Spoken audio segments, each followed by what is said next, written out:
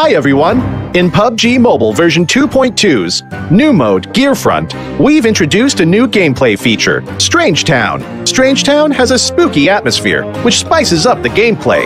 In this video, we'll be exploring Strange Town. So, come on, let's go! Strange Town will be available in ranked modes Erangel. Strange Town will be located between Stalber and the western coast, and will be shrouded in darkness.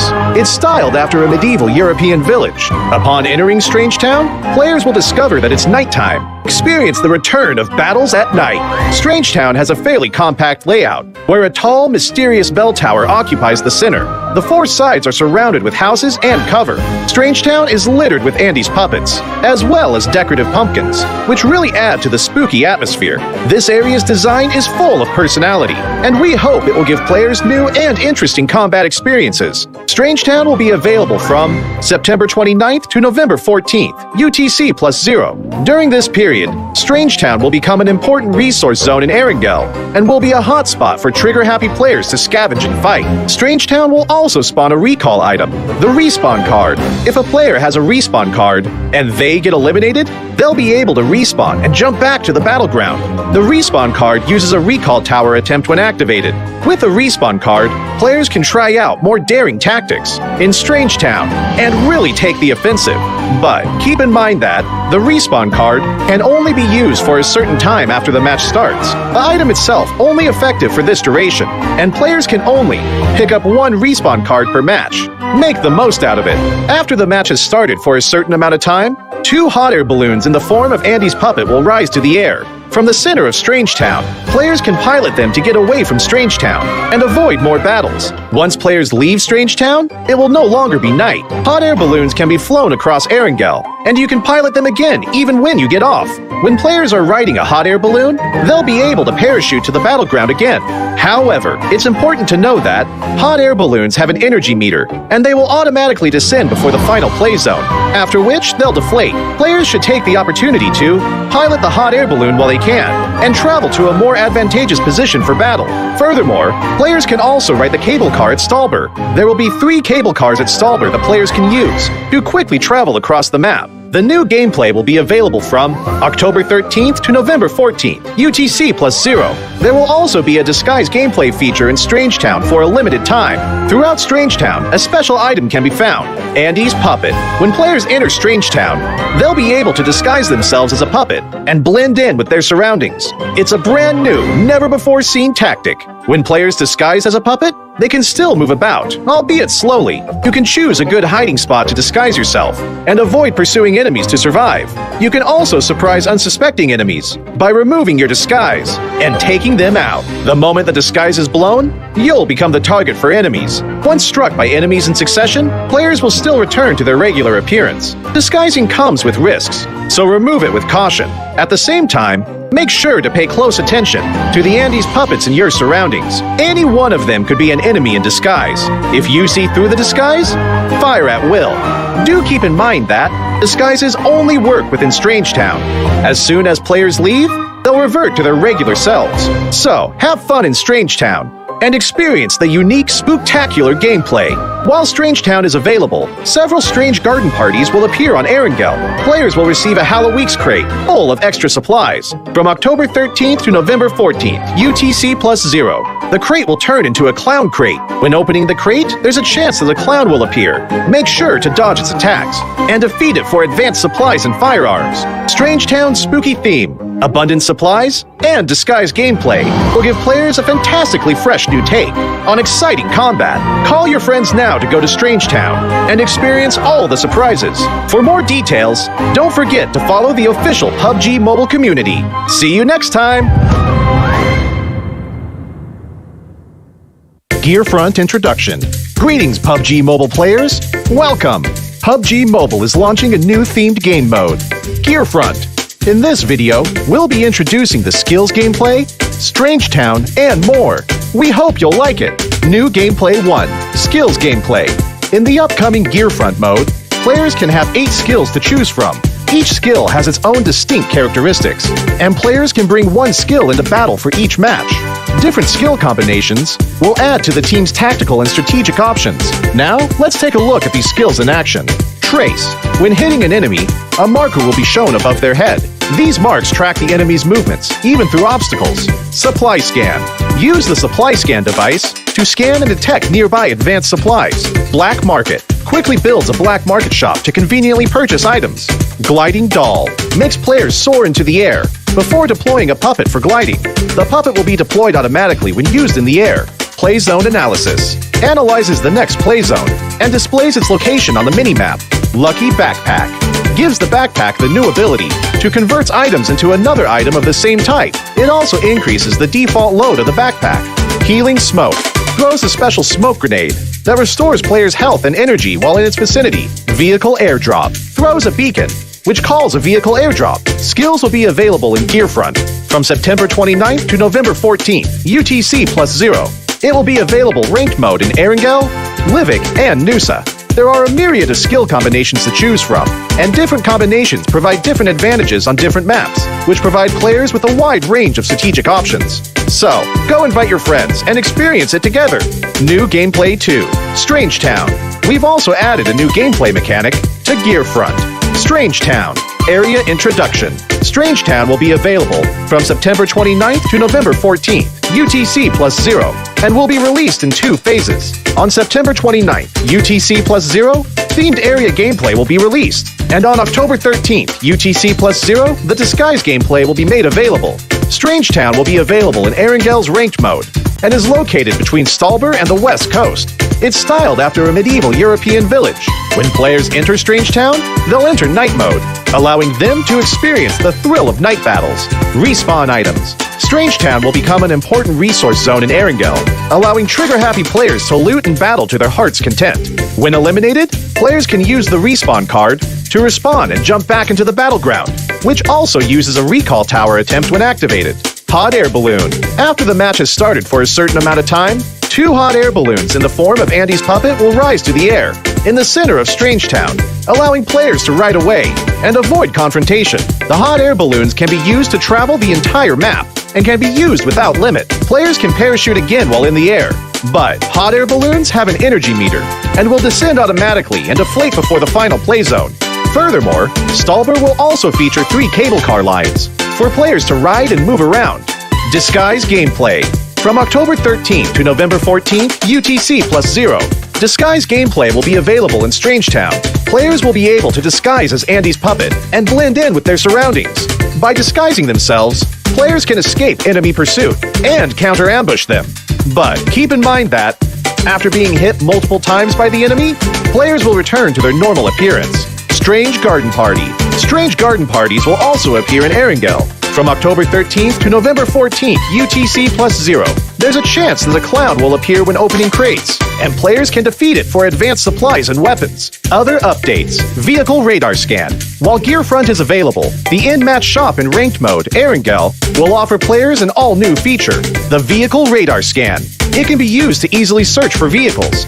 That's all for this video. We hope the upcoming Gearfront mode will give you a better gaming experience. For more details, feel free to follow the official PUBG mobile community. And I'll see you next time.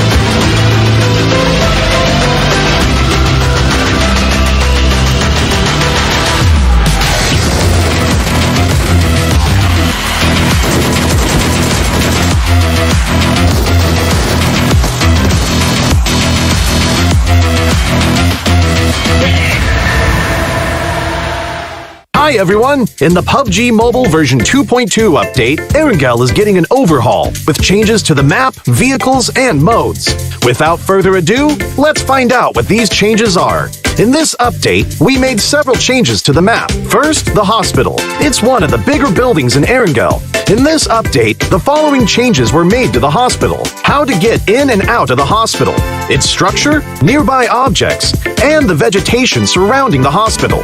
Veteran players should know that some of the fences of the hospital can be scaled to enter the hospital.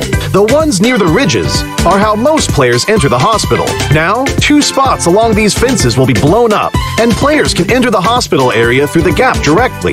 The building itself also got a new entrance. Players that are on the ground can enter the first floor of the hospital directly through the newly added damaged wall. Those who parachute to the hospital can land on the roof and descend to the 3rd floor immediately. These changes will make it easier for players to spot the entrances and streamline their movements in this area.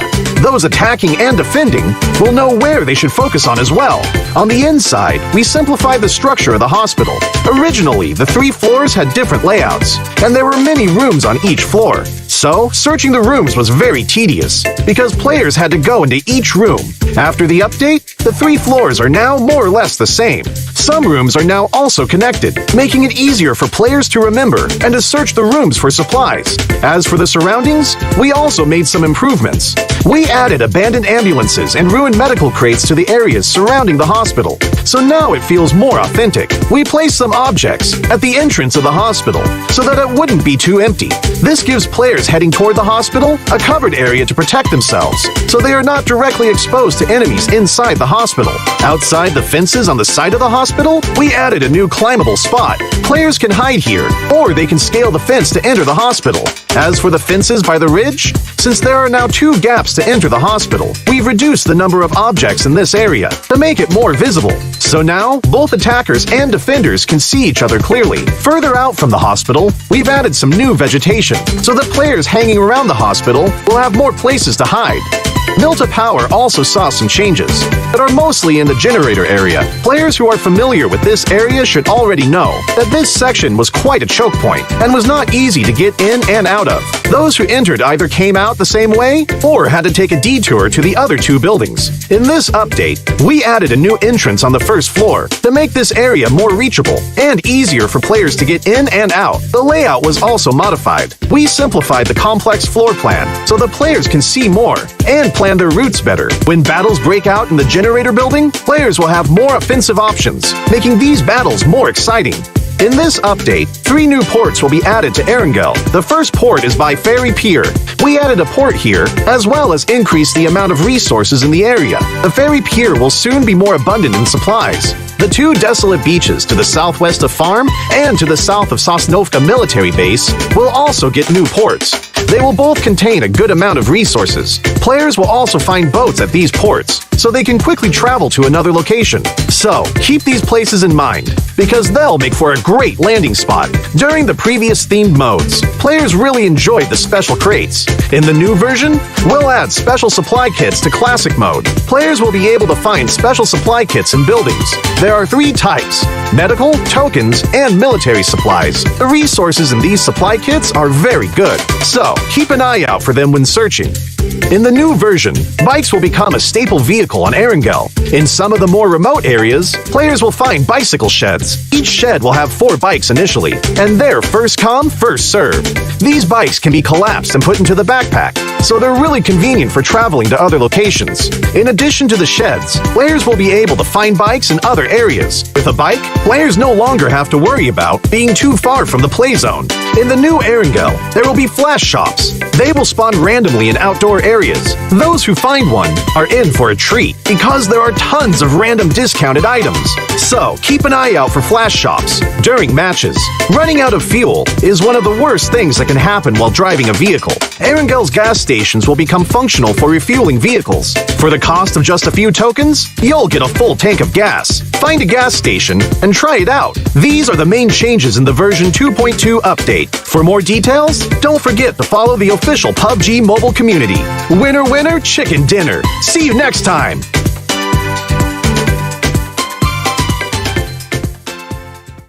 Gerakan silam, elemen, Papa Boy,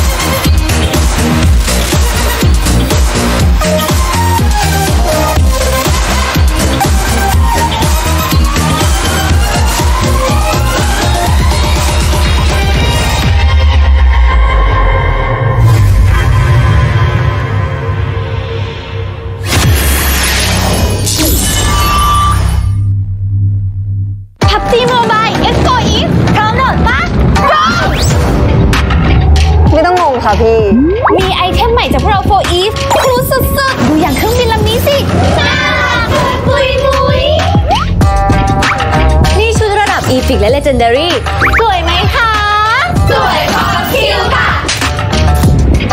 กรอบรูปโปรไฟล์ก็เลิศไม่แพ้กันเลยนะพี่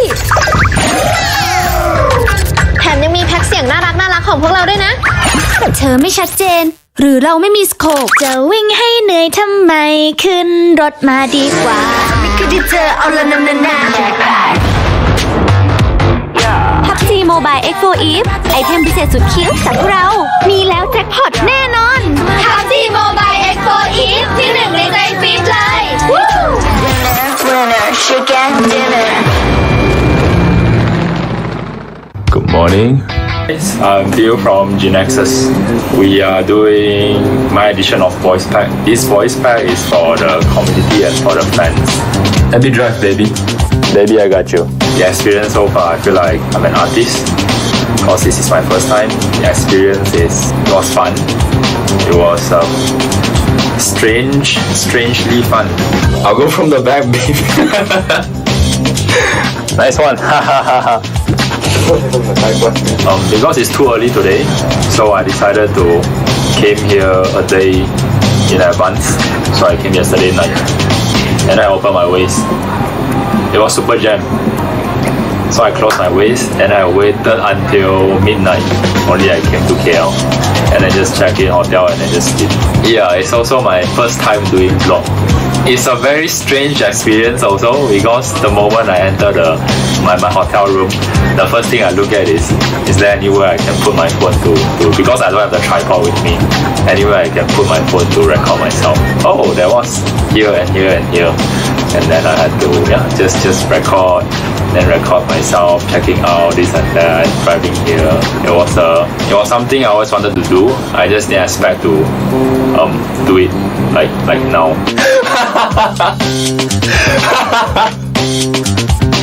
Get in the car. Get in the car.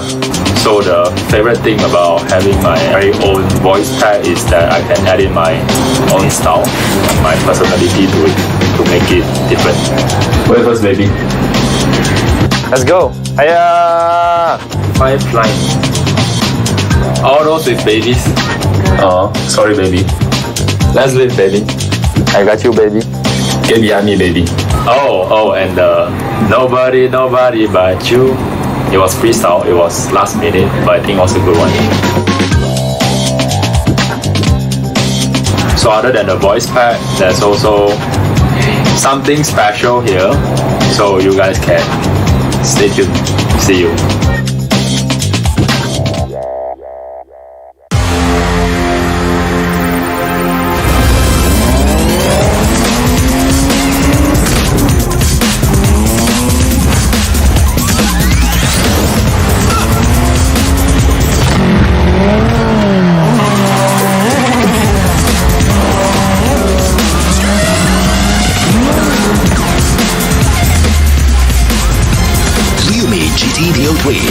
Neo Speed Awakens.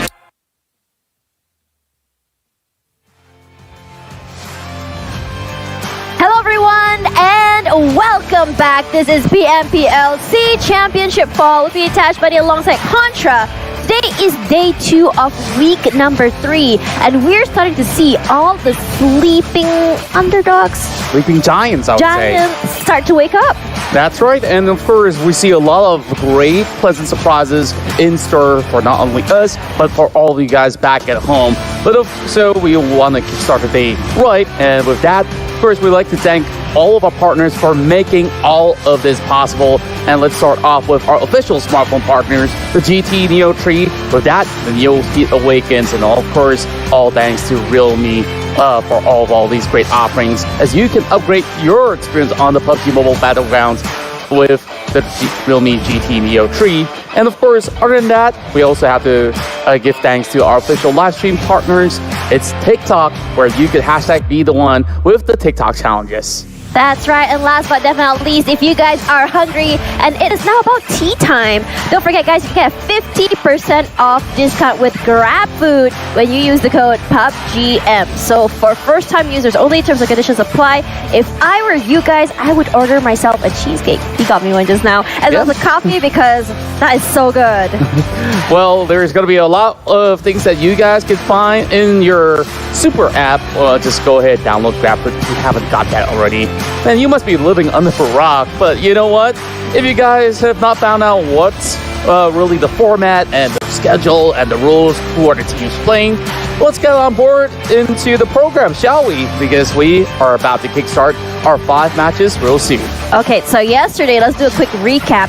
Yesterday, we saw the rise of 4 rivals. From being at the bottom of the ladder, they finally start just go really insanely crazy, getting second place, almost overtaking FaZe Clan in one particular map.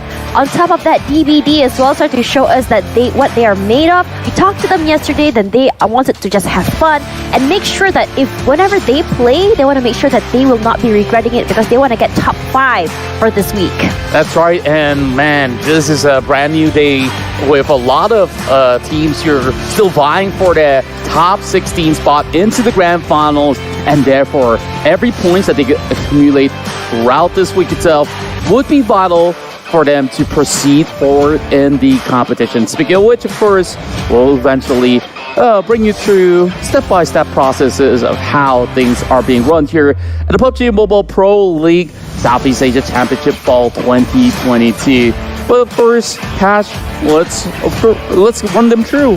Starting with the schedule. Let's go see the schedule for today. But before that, this is the format first. So starting from the 28th of September all the way till 16th, which is I think this weekend, we're playing 5 matches a day from Wednesday all the way till Sunday. And then after that, from the 23rd of October all the way to 21st to 23rd of October, we're going to be playing the SEA Championship Fall Finals from Friday to Sunday with 6 matches per day. This is where all the team staminas will be tested. And last but not least, 5 teams out of that will be going straight to the 2022 PUBG Mobile Global Championship League, which is absolutely exciting. Only 5 teams out of the whole 16 that goes into the fall finals. We're getting closer and closer to that stage. But first, for those of you who are wondering, how does the point system run? Well, every team will be placed into certain positioning by the end of their match. And of course, the first place with the chicken dinner will be awarded with 15 points. 12 points for second place, 10 points for third place, as the numbers dwindle down by 2 as well as 1, all the way down into the 8th spot. Everybody from 8 to 12 got themselves 1 point apiece in terms of ranking. 13 to 16 won't get any points, therefore every elimination point matter, as they are vying for not only the position into the global championship, but also for the prize money of $200,000 US. So this is where it gets really interesting, these bonus points here. I mean, we spoke to DBD yesterday and they're vying for the top 5 because they're hoping that with these extra bonus points, it will launch them all the way to the top 5 at the end of the week. And honestly, I am not surprised because when you see this weekly bonus, especially 20 points for getting first place for the week. And on top of that, we also have the league bonus, the total bonus, the initial bonus, which means that each and every single performance matters in every single week that you play. That's right. And overall, we've already tallied up 2 weeks of play. 3 teams are tied up at that number 1 spot, and we're looking at teams like Infinity and also GD that have been working wonders throughout the course of the competition. And now let's take a look at some of these teams yet again in Group A, B, C, D, E. These are some of your favorite teams out there. And of course, the teams that are currently battling for position. We're looking at teams like Fox Gaming, 4 Rivals, Sem9, and by the border of it, there's also Yoodo Alliance. Some of these Malaysian teams are not safe just yet. For Geek Fam, they can't really take it all too slow because other teams are already catching up. On top of that, I think that there's still a lot of work to be done by BN United, Ego Esports, and a few other names to be mentioned as well. Speaking of that, let's look at the rankings for this week right now with Infinity leading the pack, but they're not necessarily super ahead because TEM and BAC are the same scores as Infinity right now. FaZe only 4 points behind with 32. This is a very interesting situation, seeing how close the points are all the way till 1 and 5. Now, if you look at from the 20th to 16th as well, this is where things get very, very complicated because yesterday, DBD showed one of the biggest showings. So the bonus rankings for them for this week's perhaps might just launch them all the way to the top because you see 2, 2, and perhaps maybe a 10 if they actually go for that top 5. And 4 rivals as well. First week looks good, second week is kind of like down a little bit, but this week with that second place spot might just put them in a better position for the weekly bonuses. It's still a really dicey situation for teams like SEM9. You take a look at their current performance heading into week 3. SEM9 is currently at the bottom of the standings. Meanwhile, Boom Esports are currently sitting at 17. They still need more points in order to make the cut into that top 16. They're hanging on the thread on 15 to 16, and they are basically tied with SEM9 with the same amount of points accumulated, while we see a little bit more improvement coming from Box Gaming overall. And of course, the biggest jump that we've seen out of teams out there that are fighting for the top 16 has to be 4 rivals currently sitting at 8. I mean, if you look at the big jump from 4 rivals, it's mostly because they had that one good game. It's very different than what we see from DBD, who is currently showing a little bit more consistency. So the difference is for DBD, they played all their games just to get the score that they got. But for 4 rivals, that one game launched them to the top. I was actually watching the IG stories from Putra from SEM9, and you know, SEM9 currently stuck in this rut, I feel, where they're trying to figure out what exactly they need to do to bring themselves up there. Because when you are a team that's one of the best in Malaysia, what can you do to make sure that you can come back stronger and make sure that you can fulfill the expectation of a lot of the fans have for you? That's right, and so far we've seen stories a little bit more of the attempt coming in from the respective team, but the most respectable attempt was coming in from 4 rivals, where, like you said early on, they almost brought down members of FaZe Clan fighting for that chicken dinner. And yet again, we see battles between GD as well as Vampire Esports to be the team of the final showdown for most of these maps. And this was one of the most impressive runs that we've seen coming in from GD. They didn't only secure this chicken dinner in Miramar, heading to Angle, they managed to back the final match. That was heading into the past week. Now we're going to move into our very first map, and these are the teams to look out for. Yeah, so looking at Sanhok, Infinity, GD, GID, FaZe Clan, as well as the Xavier are the teams to look out for. I mean, honestly, if I could put an honorary mention, put in Bacon Time, honestly, because they've done really good with that healing game as well, seeing that they're always top 5, top 6. Regardless, these are, if you see the way all of these teams play, for GD, GID, as well as FaZe, they're very similar in terms of playstyle. FaZe, of course, being a little bit more aggressive, but GD, GID, very, very consistent on how they play, how they take positions, and how exactly they move into the circle, as opposed to Infinity, who are more aggressive. As we take a look once again at the highest damage dealer, it has to be Tony K. Almost reaching 20,000. Will we be seeing 20,000 today? I think it would be very, very likely. While Newsy has break the 100-point mark, making it 101 as the current top Terminator. The Eliminator going around just looking for his next potential victim. That's exactly what Infinity does. But speaking of what people do, the first match day will be opening up with Sanhok with A, B, D, and E. So no Group C. So this is going to be interesting. No Ego Esports, no FaZe Clan, no NFT, and as well no SEM9. I think that would be a little bit rough on SEM9, given the fact that for Sanhok, you can still sort of farm points either by just getting those kills or just either surviving as much as you can. Regardless, it does give them some breathing space to kind of focus on the bigger maps like Miramar or Erangel. That's right, and overall, I think like there are teams that are expert in the bigger maps overall. We see a lot of all the Thai teams basically step up. On the final circle yesterday, we see majority of it making up into the top 4 were mostly from PMPL Thailand, and it just shows the masterclass performances of how they managed to survive very tough situations. I would say Indonesian teams as well as Vietnamese teams have been able to do that very consistently as well. But I'm hoping to see teams out of Malaysia to be able to offer the same sort of tenacity. Speaking of tenacity, we should talk about one of the most tenacious cars I've ever seen. Ooh. Well, ferocious rather. This would be the True Speed Real Attitude car from Vasilius. This is the first original PUBG mobile sports car, and I'm really hoping that in one of the activations or even campaigns that happens with PUBG Mobile, like maybe even a roadshow, they actually bring these cars to life, because it will be hella cool, not only for fans maybe to get a chance to maybe test drive it or maybe take some photos.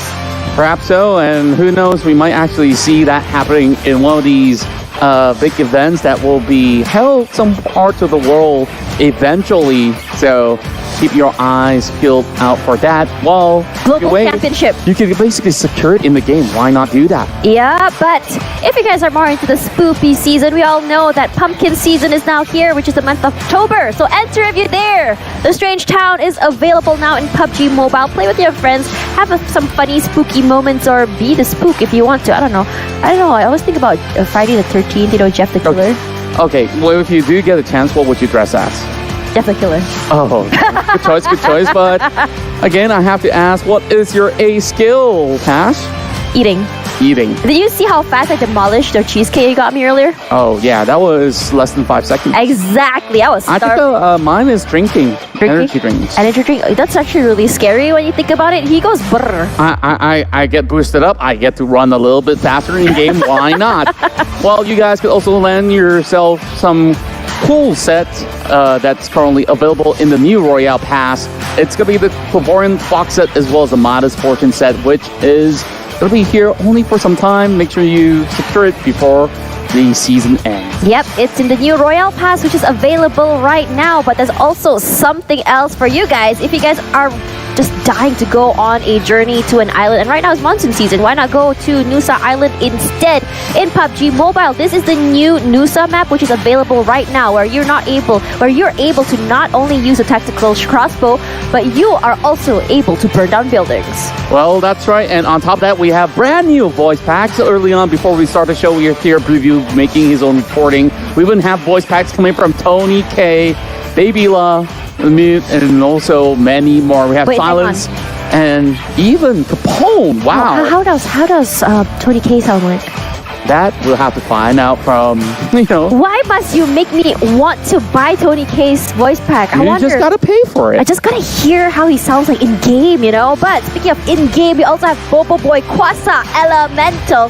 This is a very, very exciting collaboration for us in Malaysia. Monster Studio, a local studio here, collaborating with PUBG Mobile for our local animation. Bobo Boy, our own superheroes.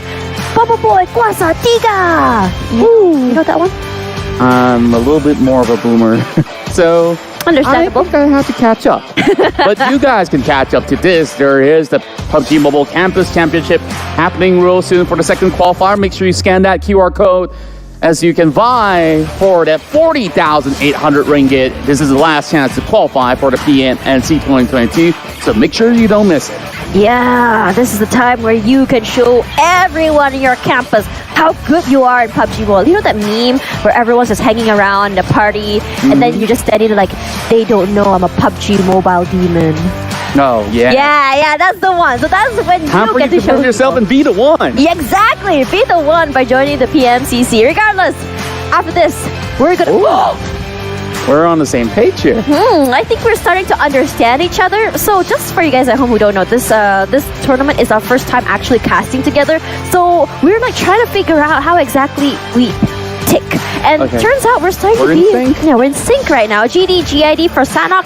Honestly, I wouldn't be surprised. They have some really insane performances yesterday, and even in a 2 versus 3, they managed to do some insane plays with some insane crossfires. That's right, and I think that this streak will continue on for today. Sanok is also one of the best maps, but we also have to see how well Infinity fares. Though it may not seem like it's very consistent that the Infinity secures the chicken dinner, but they've always been within the top 4, as they'll be the biggest challengers to GD in this particular map. You know what's really insane about yesterday? We had some normal circles throughout the day, and then suddenly toward the second last map, bam! All the way to the southern side. And I'm just like, what is going on here? PUBG Mobile circle gods, talk to me. What exactly grinded your gears so bad that you love seeing people suffer? Well, they just want to see a great competition be fought out, for sure. Same goes to you guys back at home. Put in your prediction as well. Drop that follow, drop that like, drop everything you have that's not going to be PUBG Mobile right now. And tune into what's about to come. We'll see who will be the big victors in this matchup as we are bringing you the best of action. What Southeast Asia has to offer here in the PMPL Southeast Asia Championship League. And of course, we're about to kick off, so Tash, get ready. Buckle up the seatbelts. We're going in for the flight. In 2, 1, let's go.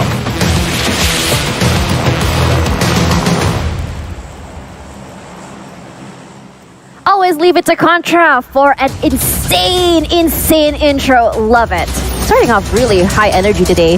And, you know, after yesterday's matches, why wouldn't we? We see some of the most insane plays yesterday. I mean, we just talked about how last week was like the highlight day, right? It's like every day, these players are finding more and more different ways to just awe and shock us. It's very, very insane what these players are able to do when they're synchronized together as a team. And we've seen that from GIDS. We've seen that from Infinity. We've seen that from FaZe Clan. But for now, which team in this particular map will be giving us the highlight reel?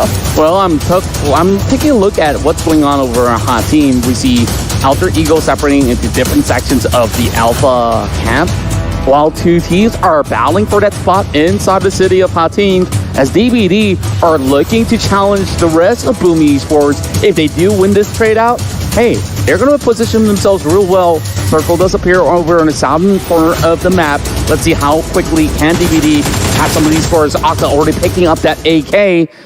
Landing a few shots out there, but it's Yummy that brings down Ziggs. Yummy has always been really quick on that, and this time Yen tries to pick up his teammate, but what he doesn't know is that Octa was coming up from the top. Great cross and great tag team situation here coming up. Yummy starting off real good, and for DBD, I think it's now time that they hightail it out of here, because surviving with 3 can be pretty rough, and it's better to just, I don't know, be safe than sorry. Yeah. What's worse than 2? 3 is 2. 2 versus 4, very unlikely against Boom Esports, especially when they do have the entire surroundings all cleared up. And DBD forced to run. No weaponry coming in for Jamie OP as well as Echo. Boom is chasing them. Oh, Razy's gonna do it. Oh my god. Can he find him? I think he might just be able to, but they're Echo. They were already anticipating that. Now, this is a question I have here. Your teammates are not near you. Why are you playing the hero? I guess like he has the same sentiment where they think, oh, DBD members, they're hightailing out of the situation. They must have not have any weapons. And Echo came with a surprise. Surprise! But Drew finds Jimmy. I actually do have a gun. Oh boy. No. And DBD down to 1. We were just saying that, you know, what's worse than 3 is 2, and then suddenly it became 1. I don't know why, but I feel what's like... worse than 1 is none. Well, let's hope that doesn't happen. Seriously, that would be really bad. Speaking of bad, this is Repo Boy all alone right now. Where are your teammates is the question, but C-Sky's teammates are also nowhere to be seen. Perhaps we're going to be seeing a 1v1 between the two, but there we go. Olio from the back here. Repo Boy just zigzagging, trying to buy time so his teammates could just come in for the flanks and just stab them in the back. Not too sure if they will have any supplementary attacks, though. There's just going to be a smoke grenade thrown over the top side just to steer clear away from dangers. He's currently now blinded by the smoke. Olio's flanking from the back, so backup has arrived. So this is going to be a 2-on-1 situation. C-Sky only should be forcing his way to a retreat, but how far can he run, though? There's Olio from the backside, but Kingzo as well as Tiger is coming here soon as well. C-Sky only still is just trying to swat away Repo Boy. It's a thorn in his side. That grenade, ooh, does get some damage in, but not enough for the knock. Tiger is ready to help out if need be. So these smokes are really good. It does allow some cover and allows him to just weave in and out here, but Tiger, we know that he prowls forward and gets 1 knock here. This is going to be really yet, but Ravenclaw has already been taken out. 2 members down from the side of VPE. Players are playing so aggressively today. This is really good for TM, but this is very, very early in terms of skirmishes, because usually you don't see it until a little bit later. Usually you have this like sort of gentleman's agreement, maybe a skirmish down there, and then suddenly it just lulls down, but it doesn't seem like the action is stopping just yet. So coming back into Yoodo Alliance versus Buriram United, it feels like what's really great about that situation is that Repo Boy really took advantage of the fact that C-Sky was all alone. And not only that, Schweppes is now down, and the other members of TM want to rush forward. It's going to be Schweppes straight up to the lobby, not wasting any time, not even bothering for the bait, because they want to play it safe, and they don't want the numbers to come back to 4. And that was quite the drive-by coming from TEM, being so confident with their pursuit. And now they dominate the entire sector of this river, making it really hard for them to cut across. It's only going to be Flukas left. 2 squads with only a singular member left, and that's VP as well as DBD. TM quickly draws into another position, being so disciplined to know for a fact that they have taken quite some attention over on the central area. Oh, a little drive-by coming in. Yuhai now has to force an engagement. Max LB immediately drop. Quick swerve. And my God, quick thinking coming from Yuhai boy to switch over to the DBS, landing that one tap. And now looking for Sunoas. I think what's really interesting about Geek Fam is like this strong start and how they play just really shows a statement as to what they want to kind of repair from yesterday. It was a little bit of a slow day for them. Usually they would have at least top 5 at least twice or once, but yesterday was a little bit slower. Max knocked already. As Noah's from the backside, he wants to get the pickup. But little does he know the shots coming in from the backside, and Geek Fam has them surrounded from both angles. But no worries about them because it's gonna be no issue for that. Never mind, because Yuhai had it all planned all along. Here comes the barbecue as well as they push up, but they have to be really mindful that 4 Rivals is very close by. Yeah, they're the ones tagging onto the corners of BN United. So even Geek Fam has to find ways to approach this with caution. That's why they're not immediately pushing to secure the knockout. They do land the finishing touches. Now it's only going to be Capone on the corner of the door. But Shaq's not going to be able to help him last out. Same goes to Silence here. He hasn't revealed himself as compared to Capone, but what a shot! And Damroot does get it with his M416. He was primed and ready for that. You saw that he was already pre-aimed there. That means he already knew that 4 Rivals was there, and he was the main guy that was supposed to watch out for that team. This map awareness is just so great. But Capone, I don't think he's going to be surviving a lot longer. Look at how fast Yuhai is moving forward here. The damage comes through. Doesn't even need his teammates for backup, and immediately just setting him out of the way. But Silence will be as silent as a mouse, but is going to find snipes. I think it's good, I guess 3 for 1, I suppose. Not the best, not the worst. BN United at least walk away with 2 points for now. What more can they get out of this? We'll have to find out, where Damroot as well as Yuhai is still trailing around the corner, as there is members of 4 Rivals over on the top end of the hill. They've already heard the shots coming in from Silence. Should be drawing in closer and closer.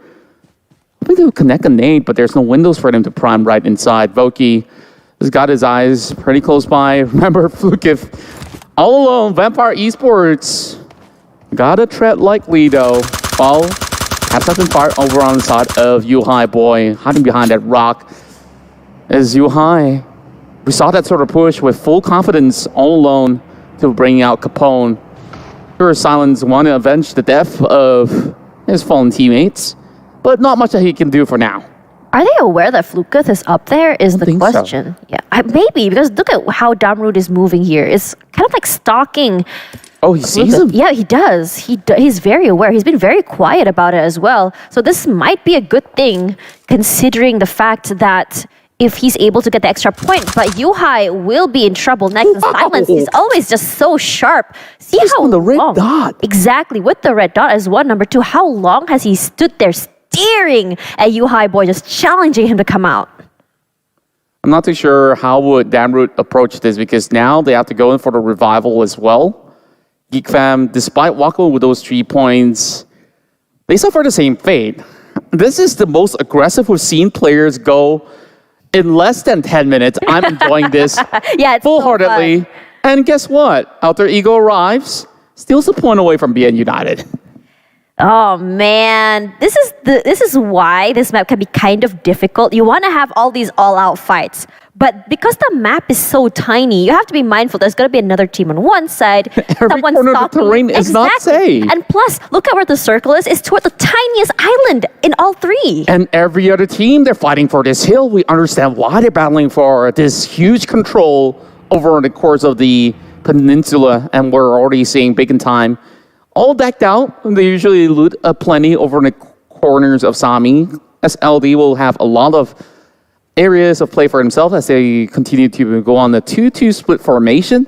Box Gaming, safe route into the township of Painan. But the question is, how is DX going to approach this later on? We see plenty of teams over the central area. They're about to hit there. Flukef still gets caught out. That's the end of VPE. And another one bites the dust. Adik Luke takes out Allen. Look at the weapon he's using as well. He wants to go. Yeah, he wants to go up close and personal with the high damage if you can.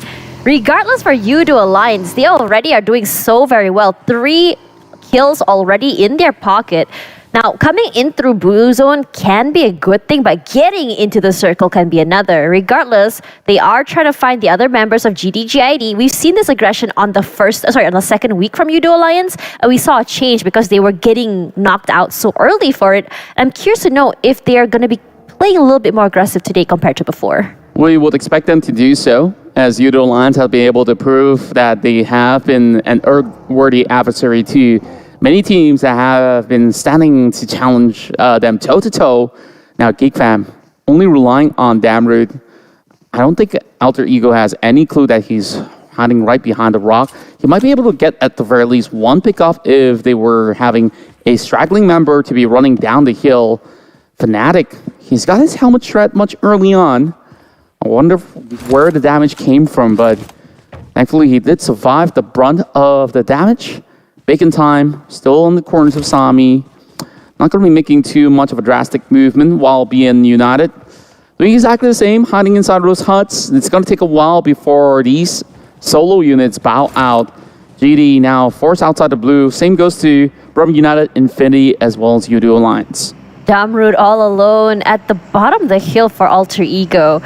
Now, given the fact that they're moving that way, maybe they don't know where Damroot is, and we know that Damroot can play very quiet, wants to go for that placement point. Now, for Box, yesterday we did see them kind of like, I would say, step up, and we were so excited, but it was really, really short-lived. And you mentioned yesterday that Box is a team that we all see they're kind of like a household name here in PUBG Mobile. But hold that thought, because Booms is now in trouble. Wow. Look at those sprays coming through for Booms. What did they play? Get 1 free 1? All alone? And he did receive a little bit of assistance coming from his teammate. Daybot chipped in the damage as well. Now, Yoodo Alliance brought down to 2. They're all split up. One member falls. It's going to be like a domino effect for now. Yoodo Alliance now being held back by the blue zone. They are forced to utilize whatever healing aids that they can get. Meanwhile, Damroot has to be caught out. Olio as well. One by one, they all falter as Olio seemingly will not get any assistance coming in from Repaboy being so far away.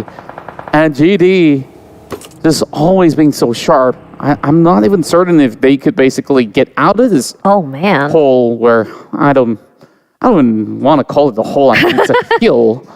So 13 minutes of play. Look at the players that still left. 41.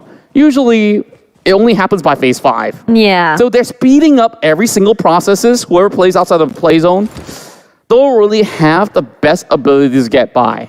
I think it's more of just the circle being at the bottom side here. The rotations are making sure that everyone has to cross early, has to move early, and it's actually forcing in all of these fights. Regardless, we actually saw Geek Fam just now get eliminated. We saw that Damroot wanted to get a pick onto, I don't remember which player it was, but because he got that pick, Alter Ego saw him and immediately he was sent to the lobby. I think that he knew what he was doing. It's just a matter of fact, like, at least I get one more point before I go.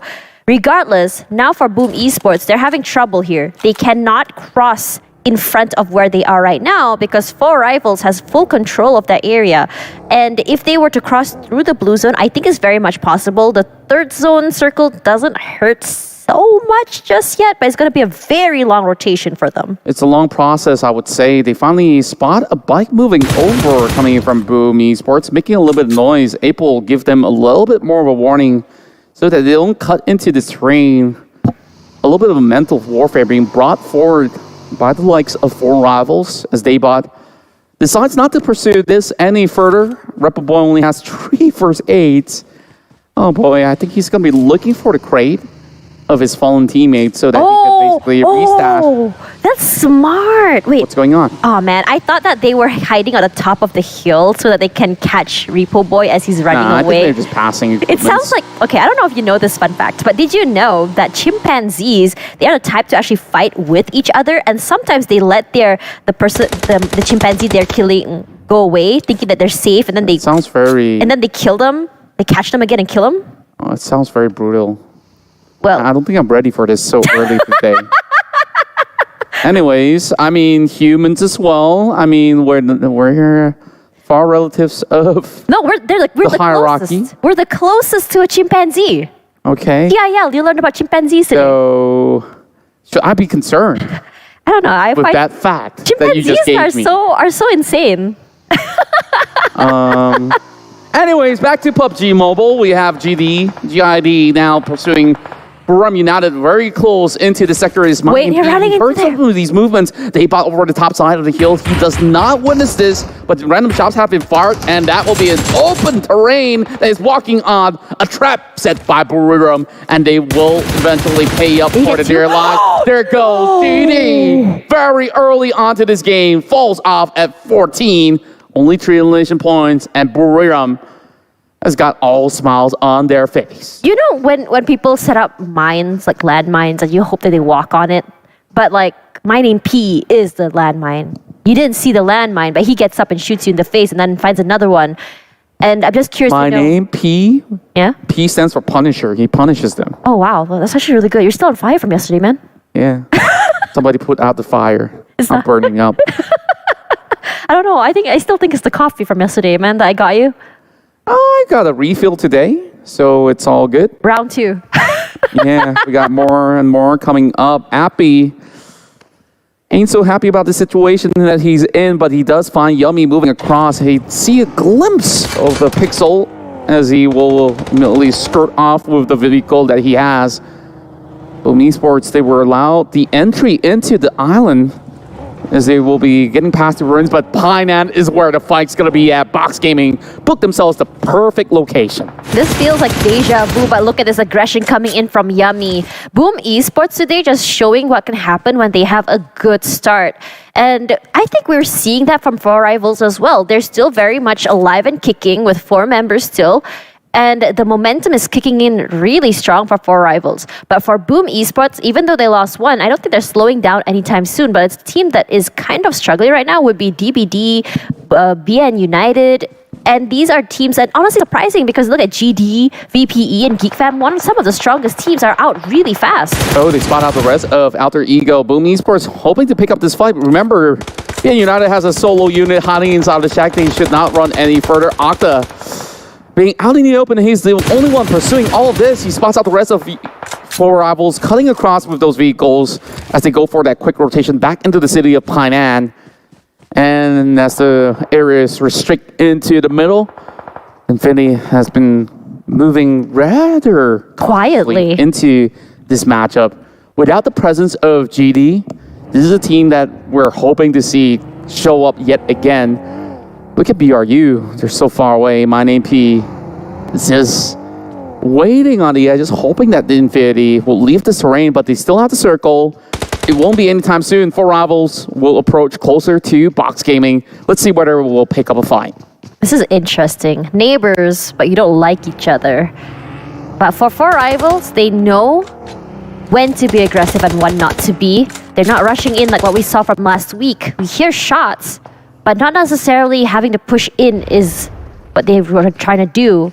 But for Boom Esports here, They found one. Yep, they did find one.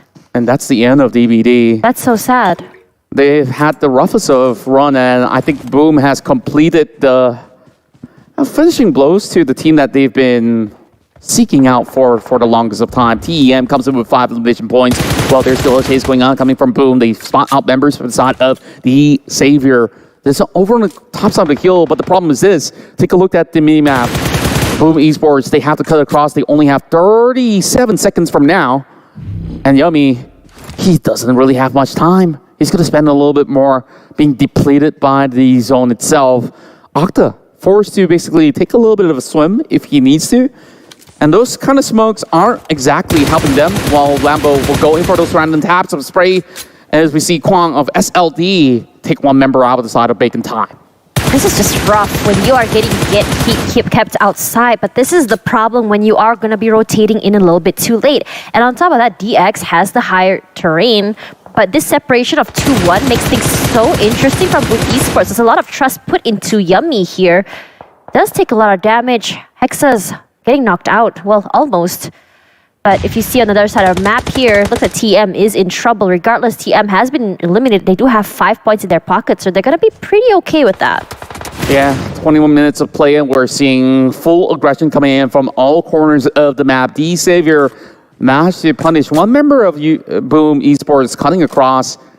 They did spot Yummy climbing those hills, but he's being forced to stay outside for much longer. Kwang gets knocked out by the play zone itself. SLD also being denied entry by Bacon Time. They only walk away with one player taken out from Bacon Time, but now Boom has also got crosshairs coming in from Box Gaming, Alter Ego. Everybody's eyeing out for Boom. Look at the damage coming in from Yummy, though. He's playing this very, very smart. Now, it might be a little bit hard for him to survive for as long as he can, but this aggression just shows us that what he wants here is not those placement points anymore. He's trying to gun for as many kills as possible on top of the kills. I mean, the placement point is coming through, but Lamborghini nearly gets knocked out there. Alter Ego putting up a huge fight against the Thai teams. Alter Ego finds another one, picks off Octa as they got themselves 5 streaks of back-to-back takedowns. Bacon Time now moves deeper into Pine, and Apo gets double-nated. No chance coming in for rivals, but there will still be blood splatter on the ground. Bokyo goes in for the refract, and he will claim 1 point. The first one for 4 rivals at the very least, as they're trying to force a defense, but the zone is closing up, and Box Gaming is still around the corner. Same goes to Bacon Time. It's just a little bit rough here. I'm not too sure how will they actually make it out without taking this battle. Isis drops a nade, almost connecting onto Voki. Thank goodness he didn't push up just yet. But Bamburu, they're going to rush in all together. Bamburu's a little bit low here. Nate just to clear those corners. Beautiful one from Api straight into Isis. They're going to be pushing up. See how they're playing is just so methodical, and they're actually moving together as a unit, as opposed to what we saw from week 1 where they're just very, very separated. So if this keeps up, this could be a good thing, but they don't want to bunch up together too long in case they get blown up. Yeah, back on towards the northern entry points, we see DX trying to get by into the outskirts of the city.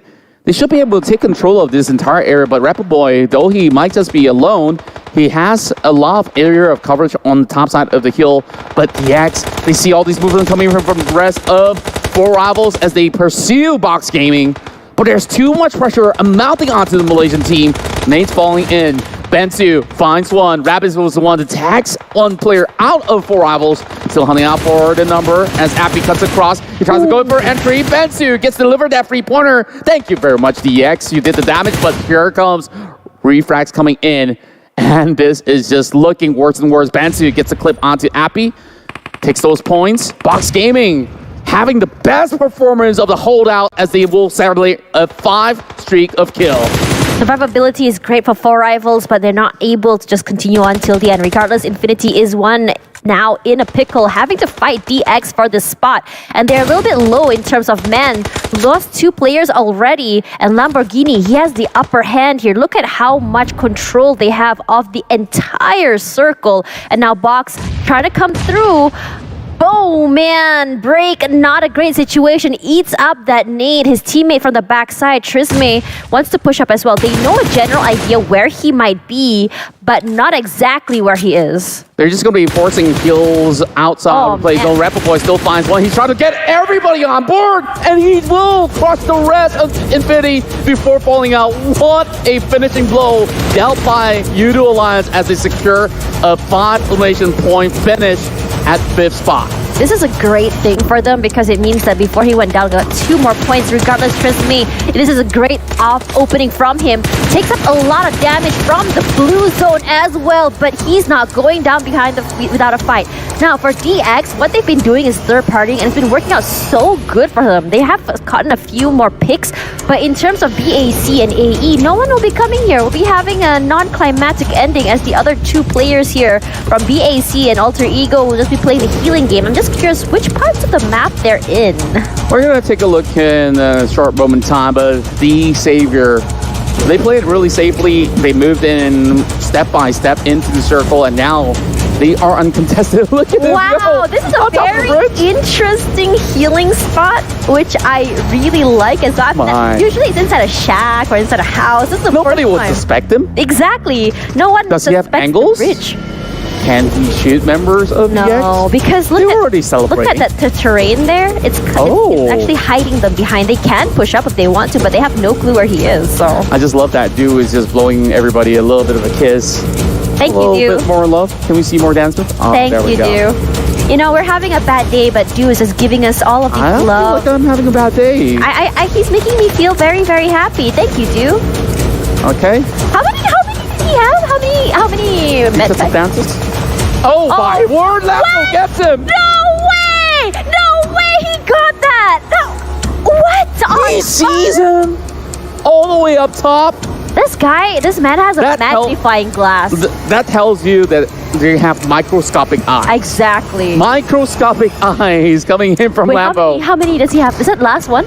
I think there is still another pack to go. Okay, that should be it for now. Aw, man. Let's wait it out. BAC, I remember how last year, a few seasons ago, we were like, the best healing team is from Indonesia. It's Bigatron. And now look at Bacon Time. I don't recall Bigatron Was it doing a lot. Bigatron? No, It was a wasn't. different team, I believe. Hachang Susu is Malaysian. That's the Hachang Susu is what in... Anyways, the match has ended. Congratulations to Xavier. They are the grand winners of your round inside of Sanok to kickstart Week 3 Day 2 in Match 1. And they even basically crushed the competition, not losing a single member, where everybody thought, hey, the circle is going to go back into the Charlie side of the section. And it throws deeper into Painan and back into the mainland. And the Xavier, they booked that lower spot of the hill right below bootcamp, and they managed to walk their way through. Kudos to them. You know what? Next time we see a Sanok map, I'm just gonna choose BAC, even though they don't get chicken dinners, but you know they're gonna get second place through healing. That's how insane they are. But Yeah. speaking of that, how insane is There's a lot of great fights in the early game. Yeah, very, very early, very, very aggressive, but it's mostly because the circle went toward the southern side, the smaller island, in fact, which means that you have to be really quick in terms of getting that spot. But what a nade from Yuhai. That was crazy. Yeah, not only the names, but all the close range battles. We see a lot of DPS action coming in from Yoodo Alliance and also High Boy himself. While Buriram United have set up quite the trap that has managed to gatekeep the entirety of GD, forcing them out of this match very early on. And then we have Bacon Time, right? We see this fight happening inside of Painan, which they managed to bring down majority of these members of Four Rivals. Though we've seen struggles coming in from Four Rivals from the past week. This is a grand revival that we're seeing coming out of the team that has been able to make themselves into the top 8 situation a couple of times. And this final entourage that we've seen coming in from Yoodo Alliance, securing a 5th place finish with 5 points. That's huge coming from the Malaysian team, but none of these teams have challenged DX. Yeah, DX just a little bit better in terms of positioning and timing. And look at that, they barely spent any time inside of the blue zone. DX doing what they do best, which is finding exactly where the circle is going to be. Now for Bacon Time, this is not the longest we've seen them in the blue zone. I mean, throughout the entire map, we see them kind of taking fights. And then they go like, okay, plan A, take as many fights as we can. Plan B, go heal.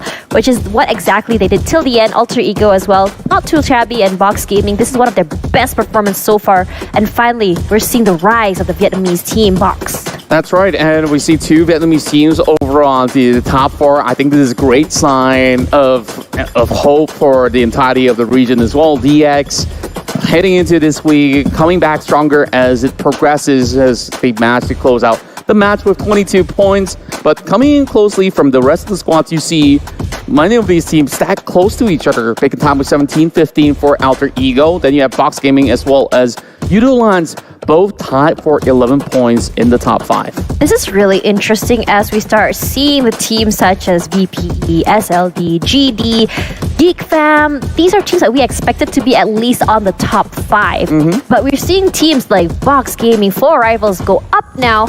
And it just really shows how competitive it was in this particular matchup. And it's going to be Lamborghini right now as the MVP. 42%, almost half, has been done by him. And honestly, not surprising. We've seen how aggressive he can be at taking angles and just going in for those fights. And the final shot to claim the member of Alter Ego. Oh, yeah. Was this 167 meters, you think, that one? I believe it should be that 167 meters, if you put it that way. And I believe there's a lot more interesting stats, but we go back into the weekly rankings as we add the points all together.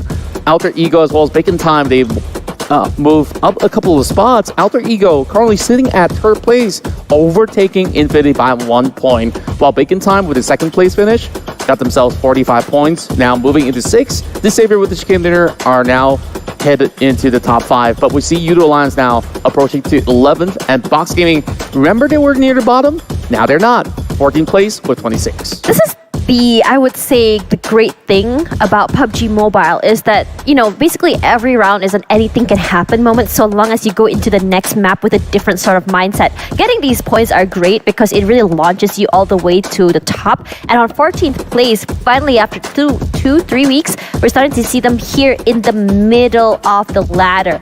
Regardless, for our prediction today, I must say something. We were both wrong and we probably have cursed them. So give me a high five. No. Please! Because there's more to go. I mean, it's just for the first map. Okay, fair enough. We fail together, we rise together. Exactly. And of course, let's go back to the recap first before we proceed further into our next discussion for our upcoming map. Now, Alter Ego starts it from the alpha side. And what was interesting to note is that there are teams around the hunting section. They managed to cut across rather safely. Now, Bacon Time, why they always play the healing game? Look at that white thread. They basically conquered the entire area, loot up very quickly, and then get to where they need to be, which is Thailand. But they couldn't exit Thailand, so what can they do? Just go heal. Easy as that.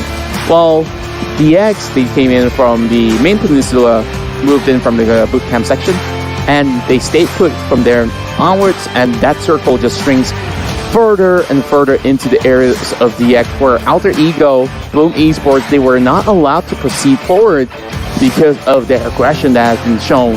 And there's other challenges that came in from the far east side, and even then, DX have got the whole section covered up, and therefore that will be the summary of what happened back inside of Sana. I think what's really interesting to say is that Circle also ping-ponged, while a lot of players actually kind of predicted a Circle to be toward the smallest island.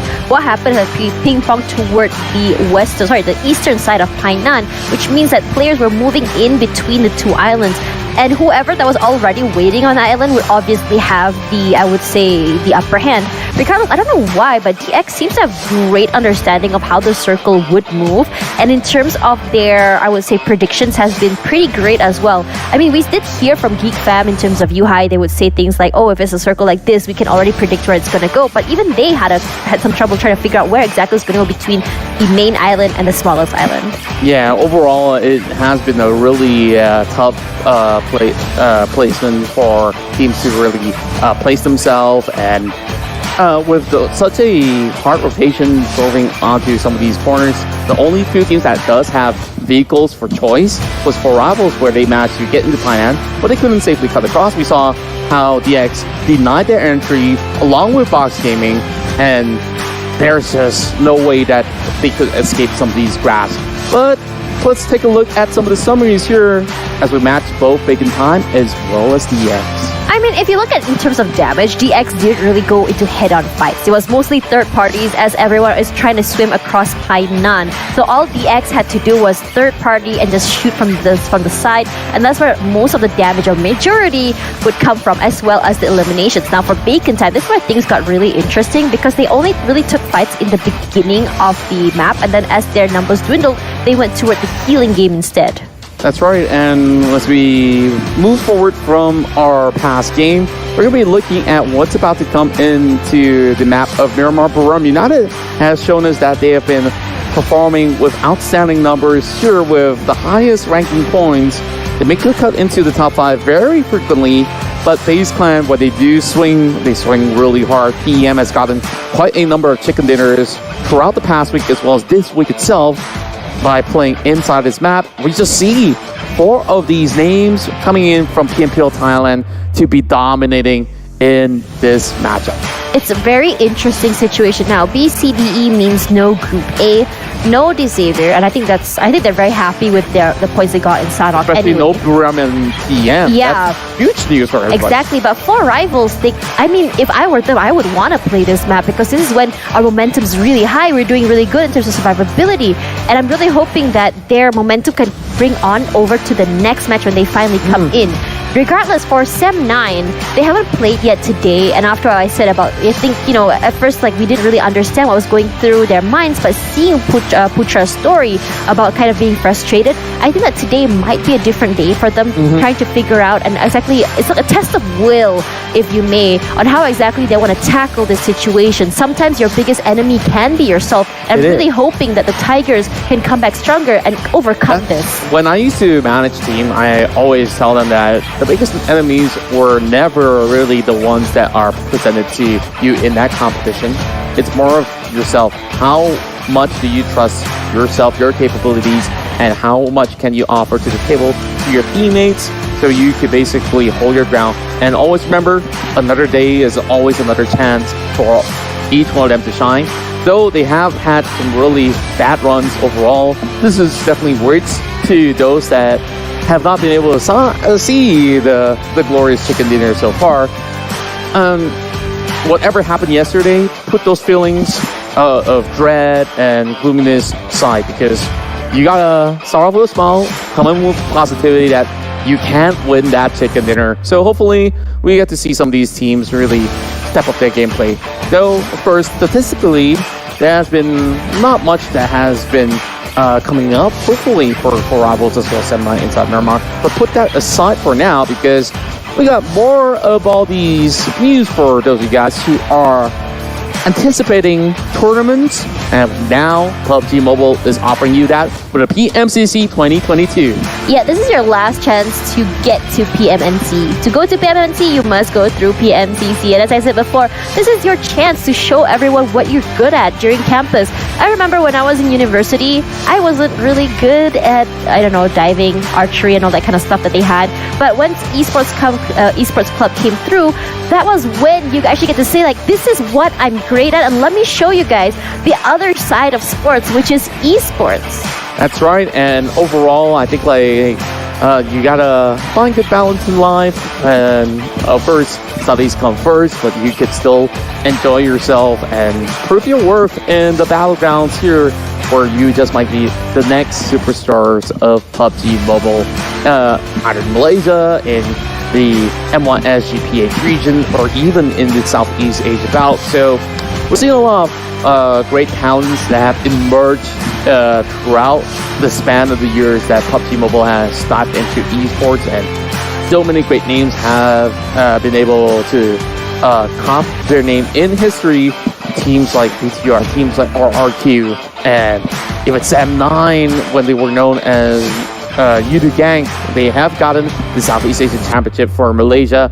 You might just be next. Yeah. So now coming back into our next map here as we go into Miramar. We all know that Miramar can be very tricky in terms of rotations, but some teams have really shown us why they're so adept at that map. Some teams prefer to play on the lower ground, using the side of the terrain to hide them as they move forward, playing the very sneaky deaky game. But some teams such as DX, who prefer to take those terrains and compounds early, have always gotten a little bit of an upper hand. Regardless, teams like TEM, they're not playing right now, but they've been really good at trying to figure out when exactly to come in and out of a building, especially in a three-way urban warfare fight. And I think this is your favorite finish, and I don't know, I feel like today we're going to see another one.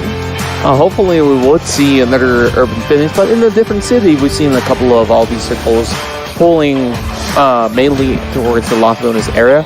It will be definitely exciting if we get more of that Predator field finish over on the northwestern end, because that itself is one of the toughest areas to play, because without vehicles you can't even get by, and even when you get there with vehicles, how are you supposed to take on some of all these fights? But of course, we'll just let the course take its toll while the rest of the players are preparing themselves for the biggest map challenge of it all. So I really want to discuss with you. Sure, we got our predictions coming up next, but I really want to also draw attention to non-Thai teams. Non-Thai teams, okay.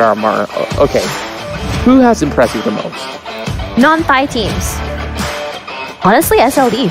SLD. I mean, like, at first when you told me to keep an eye out on SLD, I didn't really understand why. But for now, let's have a look at our predictions first as we kind of bring the story back, because right now you're going to go for FaZe and I'm going to go for Infinity. That's why I asked you before we get to time teams, right? Yeah, I mean, to be fair, they have been very consistent. But now, I think the Thai teams are here to stay, no doubt. But some teams that really have been, like, surprising me, Xavier has surprised me really well. And of course, we can look at Alter Ego, which has been... I would say GD. GIDS as well, yeah. Really good, but I think a team that is, I would say that I really was unpredictable and wasn't even looking at them definitely has to be SLD. New team and usually when we see a new team kind of join the league, they usually struggle for, I think, until the third week, fourth week, but surprisingly, SLD has been consistent throughout. It's really just putting a mark and showing veteran players that the newer players can be just as scary. That's right, and I believe that they still have a lot to offer on the platter as we're getting ourselves ready for our third match. Well, actually, second match of the evening. So, sit back, relax once again. And of course, we're seeing plenty of all these areas to close in over the southern side plenty of times already. I'm hoping to see something different because I think the majority of the teams have been a little too familiar with Los Leones for now, right? Yeah, they're like... so many positions around that section. They're like, I don't know why you like this area so much. There's so many other attractions here in Miramar. It is a very difficult area to play. El Pozo is nice. La Drillera is nice. Hell, can we go to La Cabrera instead all the way north because we're just so done with the southern side here of Los Leones. Regardless, I'm really curious to see. I mean, we did see a circle almost at Puerto Paraiso the other day, which was very, very interesting. Even Chumacera would be fun. Look at all the terrain you can work with. Regardless, here we go. Miramar, 5, 4, 3, 2, 1. Are you ready? Let's go.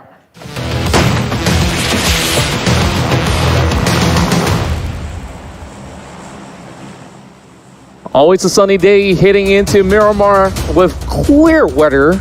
We cut across from the southern end of Los Higos, heading up and towards the northern areas of play, as we'll see this flight take passage towards the Campo Millar section. Meaning to say that majority of the teams will be able to get by into where they please. And with that said, El Pozo is going to be a little bit more of a stretch for the new teams who are vying for that spot of the areas over the western corners of the plains. But then again, this gives direct access for Boom Esports to start off very early on as they float towards the corners of Valdemar. GD opting to switch it up for a little bit as they're hoping to move their way past into the Puerto Paraiso corner. Buriram United should have no challenges to get into Impala, but there's not anything interesting out of this fight. I am very curious to see where exactly Geek Fam goes next, because they're one of the teams that don't have a drop spot, and it's very, very fun to see teams not play that way. Usually in the local league, they have like an unspoken agreement, like this is our spot, that's your spot. But things get very, very interesting when you fight for that spot. How are you going to be moving through that spot? How exactly are you going to be the fastest in terms of the other team to get that? And if you are very aware where everything's going to be, I think another thing you should consider is that, are we okay with taking this team that usually stops here? Exactly. Now for Geek Fam, look at where Mika is. He's all the way alone up there at Torre Al Humada. I think what they're going to do is a 2-2 situation here where Damrud and Yu Hai will be in the more, I would say, aggressive areas, trying to get information, maybe loot. Yeah, overall, because you consider the fact that some teams will not be playing for some of these maps, and they have taken advantage with this intel. Oh, Trongzai secured a knock against Capone. BN United really early. having one member down. But back to that point, right? BN United immediately loses a member. First blood secured by SLD, the team that you're eyeing on to be able to ace out the match. But my oh my. That was a long range shot. It's so fun to see that kind of shots happening for this map. Indeed. And back to Geek Fam. Because Four Rivals is not playing in this matchup, they managed to take the entire section of not only Torre Ahumada, they have the areas of Hacienda. On top of that, Cristoval, the city of Four Rivals, available for them to conquer. And that circle already belongs to them. No need for further rotations to be implemented. And Geek Fam has a really safe journey heading to this match. Now, another issue with getting the middle of the circle or the best area first is how many teams are going to be hitting that area. Are they able to make sure that their resources can last, the onslaught of teams upon teams coming to the area? Are they able to play together to make sure that they don't get stabbed from behind is also another issue as well, which is why that some teams, they don't prefer getting the middle of the area first. They prefer just playing toward the sides of the circle and slowly moving in. But there's also another problem itself where you can become gate capped. Indeed, as you can see that certain teams have made adaptations each round as it goes. Just like how GD has now moved into Porto Paraiso. Just by the very edge of it, they can take this safe highway into the northern section, hoping to not be cut off by Buriram United. And you have teams like Yoodo Alliance, which we saw early on, that's always drop into Los Leones regardless of whatever situation it may be. And I think like either approach works just fine. As for DVD, they are inside of what I do believe could be El Azahar, not too far away. So DVD, having the privilege of the circle to be in favor of them this time around, should be able to pull strings throughout this match. Jimmy OP, we managed to speak to this young chap, and you could see that there's all smiles on the face of DBD after a really tough 2 weeks. They finally see some glimpse of success, and Boom Esports, they're going to be moving into this area very later on. I'm not too sure what our producer is seeing, but he looks so stressed right now watching the game. I'm wondering who he's rooting for. Maybe perhaps BN United because they already lost a player and he's just stressed out for them, maybe? Perhaps so. It could be his votes for the Infinity all the time. Oh yeah, he has the jersey and he's like so excited about it, isn't he? Like he just doesn't want to tell us where he gets the jersey from. Infinity, if you're watching this, we love your jersey. Honestly, I love every team's jersey. Like, can they send one of each to Contra and Tash? Yeah, please, with our names on it. Thank you. Oh. Okay. I mean, okay. If you could have any player's name on your Infinity jersey, which player's name would it be? Gotta be Newsy. Oh right? my God, yes. I mean, if it's not gonna be Lucy, honestly, I would like a Logan jersey. Logan? Like, I managed to speak to him like quite some time ago. Yeah. And that was when they were celebrating their Southeast Asia Championship title a couple of seasons back. And the Infinity, throughout these past few seasons, they have still remained to be the top team to beat in many of these tournaments, as we are taking a look into the areas of Montenevo where they're currently located. I would have Mela's name if it's not Newsy. Mela. Why? But just now. Oh. So it's like, who should I give this jersey to? Mila. Me, funny. But no. The reason I wanted to say in the previous game, because I saw his face, like, look how similar Mela looks to our producer. And I Actually? Yeah, right? They're like brothers. So I just wanted to say that perhaps our producer is a fan of Mela because they look kind of similar. Yeah, do you know that our producer does speak Thai as well? Exactly. Maybe they are, like, Yeah. brothers from another mother. Perhaps so. Who knows, right? Perhaps so. Now let's talk about Sem9. They're a team that, I would say that even though I'm a huge hardcore fan of Floor Rivals, but Sem9 also is a team that I really like to watch as well. They've been pretty much consistent in the local league, but coming into this season, it felt like they're struggling, especially as we see a lot of teams sort of like change up the way they play, this aggression coming through, and it's not something that they're used to in the local league. And in Europe, we talked about mindsets here. What do you think the Sem9 mindset is right now? I think like they've been trying to pick up really heavy fights in the early few weeks that they've been approaching some of all these matches. It may not have favored them all too well as they haven't been able to pull the strings all together. I'm hoping to see more cohesion, and despite that, though they didn't manage to land as much of those points as intended, the damage numbers are still on a relative high note, as we see like 200 over damage being offered by majority of their members. MR5 usually playing a little bit more supportive role. You take a look at Ventores, he's been supplementing the damage numbers as well with 266 on an average matchup. And we're not even taking a look at players like, Tony K, Newsy of other teams. Oh, Beer 11's playing this time around. I haven't seen this player in quite a while. I It's haven't seen him exciting either. to see. What can you tell me about him? Beer 11 has been in many of all these seasons in PMPL Thailand. He was in the legendary team RRQ Athena at some point ago. And of course, he stepped into the mismatch and people wondering like, what does Beer 11 has to offer? And from then on, he has been the staple name for many of all these matches. I believe he has spent some time in Bacon Time as well. I could be wrong. Somebody could fact check me on that. So he's played in quite an amount of legendary teams in PMPL Thailand. And we expect him to be able to pull up great numbers, just like how they've been able to achieve almost every single matchup that they go to. As for Ego Esports, none of the roster changes have been made throughout this matchup.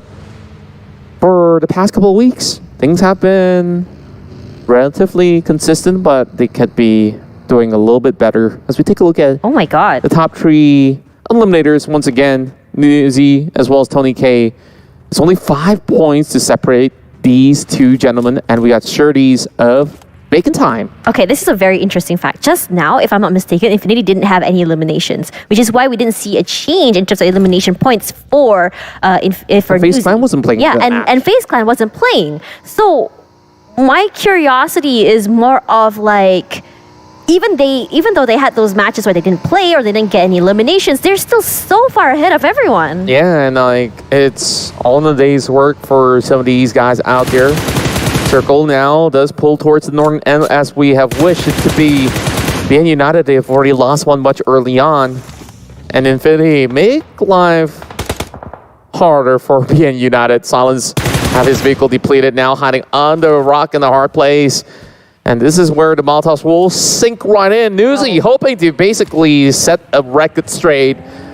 And Tony K has got a lot more work to do to Has a chase up lot of on those throwables. points, but Silence still managed to walk away from that. Great thinking coming out of Silence, but the rest of being United, they're doing so much just to keep him alive. You have to remember that in the previous round, if I'm not mistaken, Silence was the one who got the first shot onto Tunny, putting Infinity into a very difficult situation. Now, it's probably the revenge arc, I would say, or instant karma. Look at the damage coming into Silence. Forget the damage. It's an instant knock onto him, an instant lobby as well. So that's one thing dealt with. And there are 3 more members of BN United to work with. And I think they will be quickly moving away. Look at that. They're already skedaddling out of here. They're like, that's fine. Take this area. We want to just survive. Yeah, having 2 members lost in the early game is really hard. Sucky. Especially when you're playing inside of Miramar, right? And overall, BN United, though they may have actually gotten the chicken dinner on the past week, other than that, I don't think that they're in the best of position, and they are also fighting for their tournament lives. They can't keep letting all of these minor mistakes happen. I call them mistakes because you shouldn't be out in the open in this early skirmishes, and Potato now getting peppered up by the rest of DBD. Jimmy LP over the top side of the roof, having Ziggs to find a knock against Fnatic as they will start to chip damages upon members of Alter Ego Potato. Stuck in the middle of nowhere, no help whatsoever, but there is a flank coming in. You gotta look out for Potato though. Geek Fam Pombi as well. coming in.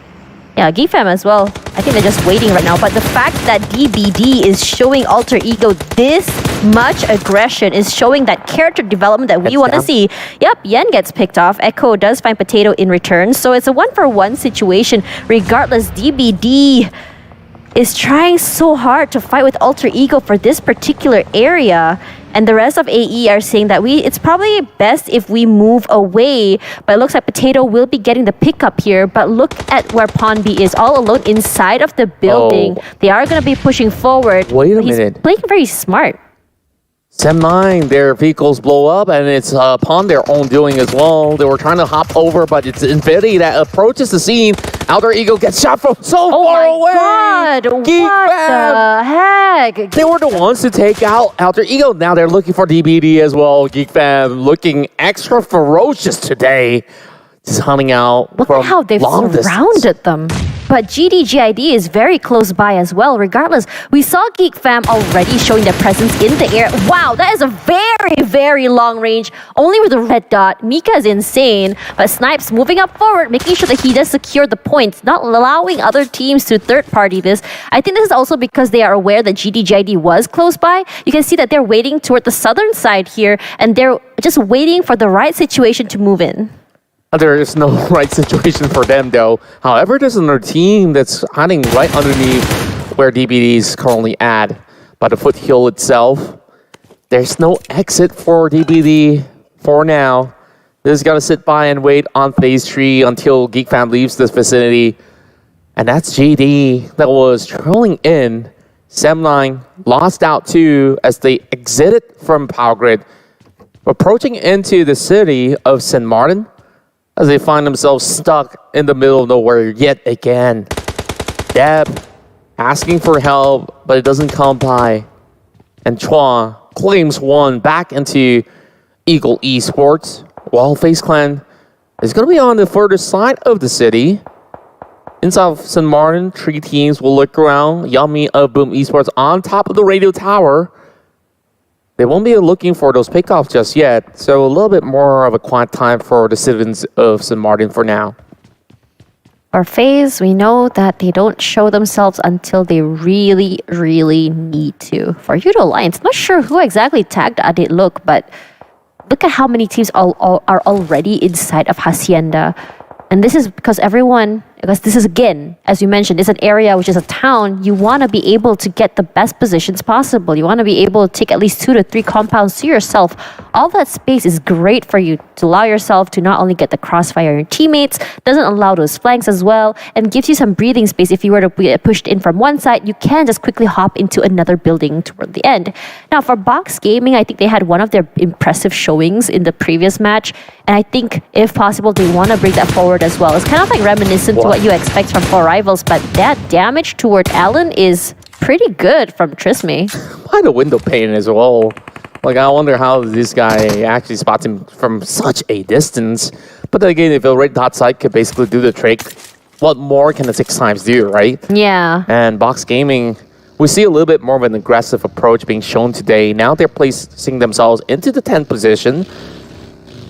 After a good round in South Sanok, regaining more trust, more confidence on each other as the circle will close deeper into the areas of North St. Martin, just by the outskirts of Hacienda, as well as Water Treatment Infinity.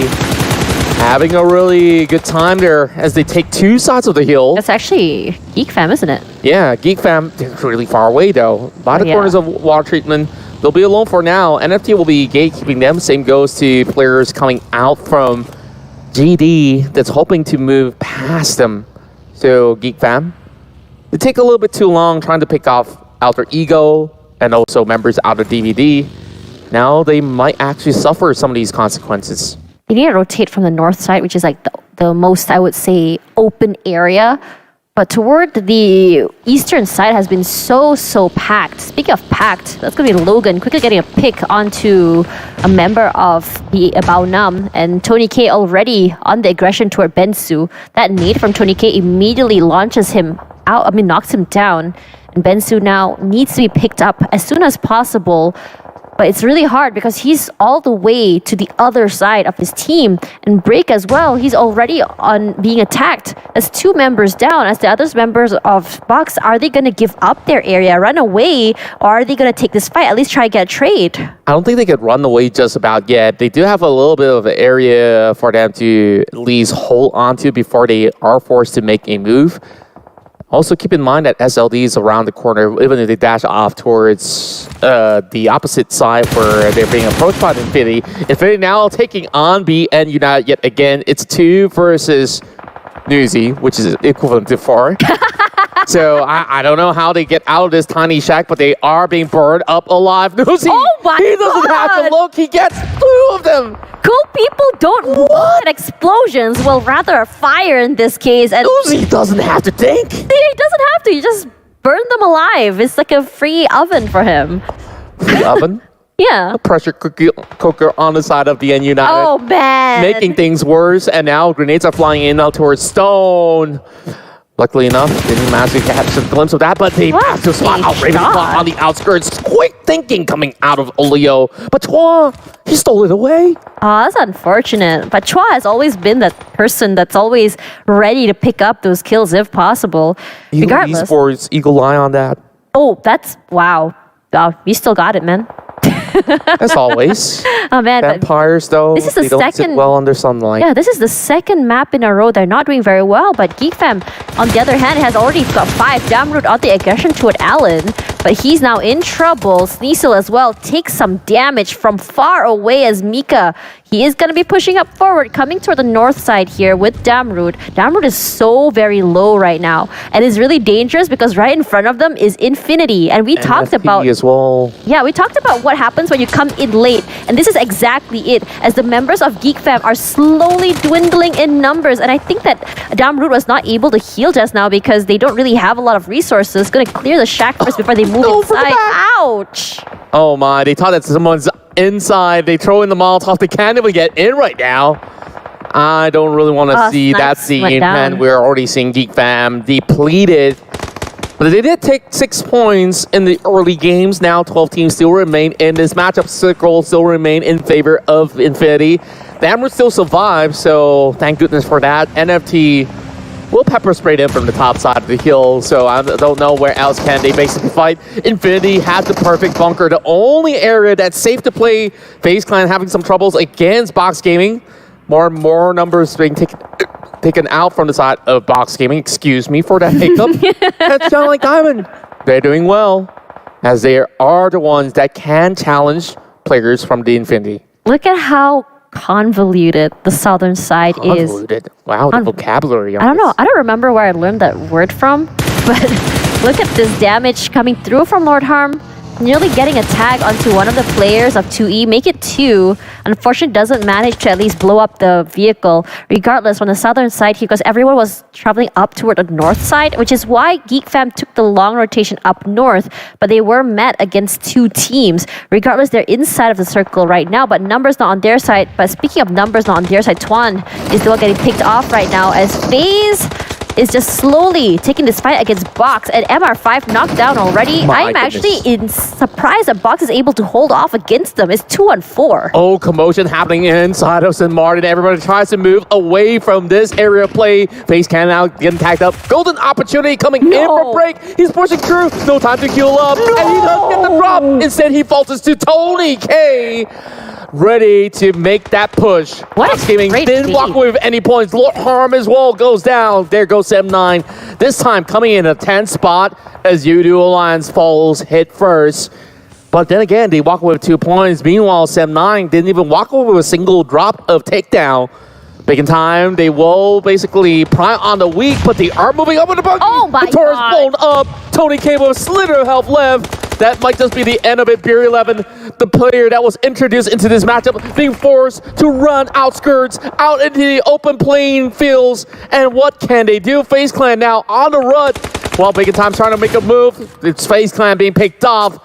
9 Noisy will basically make the drop. More damage being done as LD has been spotted out. Big in Time are now forcing the move. Oh my goodness, 9 Noisy! He's insane. 2 times in a row, gaming for the hit. He's just so good when it comes to his long-range shots. Regardless, Octa from the side, he already noticed Noisy from that area. Gonna put an end to this man's reign of terror. Regardless for Boom, this is one of their best showings yet. 8 frags coming in from Boom. 8 what a frags performance. and 4 players still very much alive. Kong in trouble, trying to get into the circle as you have Tunny. What a shot. Finishes them off. That's 4 eliminations regardless. And but Infinity. 7th place. But here we are, top 5. Infinity, they move out of the compound, and now they're basically gunning for everybody else. They don't really care about It's the a circle. free-for-all. They know that this whole area is cleared out. Nobody has challenged us. Let's push up the hill. Somebody's going to be hiding right behind it. Boom Esports, though,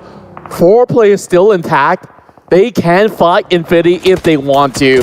And I think they're very well prepared. Slavel, oh my goodness, That getting is shot by so Boom. far away. way. That's halfway across the circle. Absolutely Impeccable. insane. But right now, Gotuni is the one to push up forward, followed by Mela. And Geek Fam still playing on the top side corner, taking their time, just waiting out the ensuing chaos. Regardless, for Boom Esports, gonna try and unfortunately doesn't get to show that nade upwards, but Shirties from the side decides to make life a lot harder for Boom He's Esports. outside though. Yeah, he's about to go down here. Doesn't manage to get a pick, unfortunately.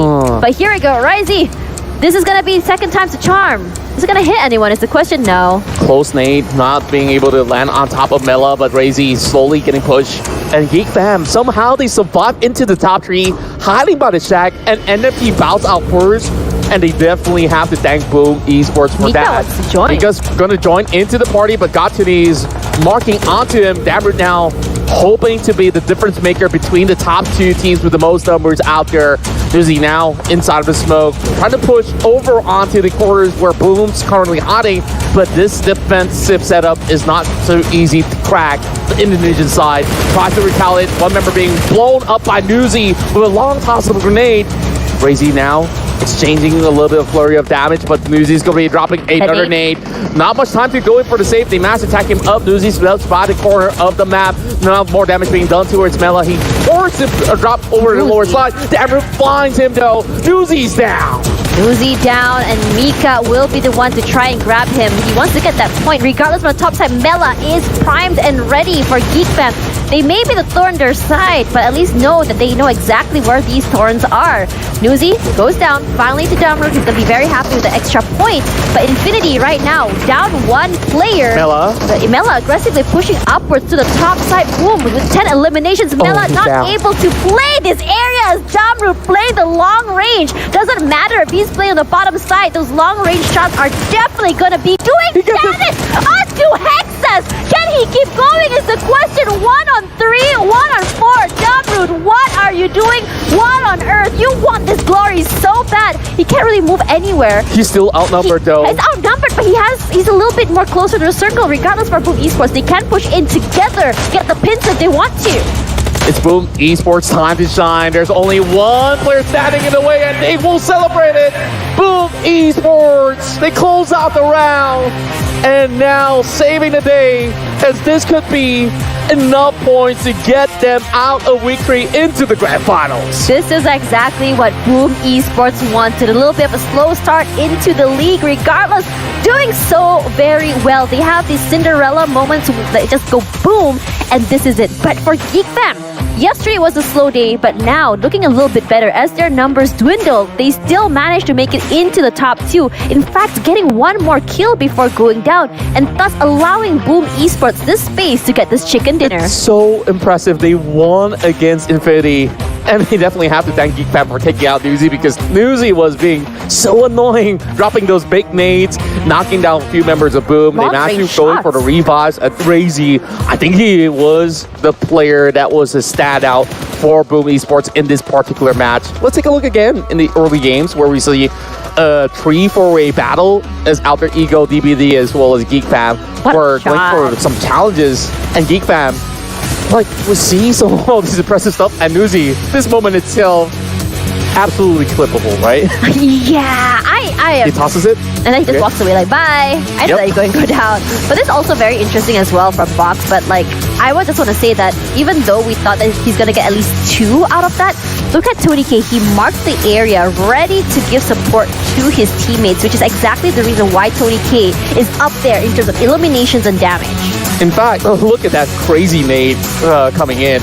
We thought that SLD will be able to suppress Infinity from moving outside of that compound, but thanks to that grenade, the whole area was cleared out for Infinity to basically pursue anybody on the outskirts. And then this fight happened where we see Razy pulling clutches of his lifetime, and I am just so excited for what Boom Esports can achieve throughout the tournament. This is a very long rotation from Boom Esports, and honestly, I don't blame them because they were trying to get into the area, but look at how many people were on the southern side. So they were a little bit smarter, taking the long way through, so that at least they're a little bit more clear. Same goes for Geek Fam as well. Now, for the Infinity, I noticed that they changed a little bit on how they play. The aggression has gone down by a lot. They are prioritizing getting the circle and getting compounds first, and it's not necessarily a bad thing, but it really shows a difference in the way they played in the first 2 weeks as we move into week number 3 as well. Yeah, and of course, this was quite the hectic round, I must say, where Boom Esports got themselves 13 elimination points with the closure with 28 points secured by the end of it all. Geek Fam, though, we were surprised that they managed to make this top 2 run, which they should have actually fallen to the hands of NFT Esports. Despite that, look at NFT, they didn't even get those takedowns.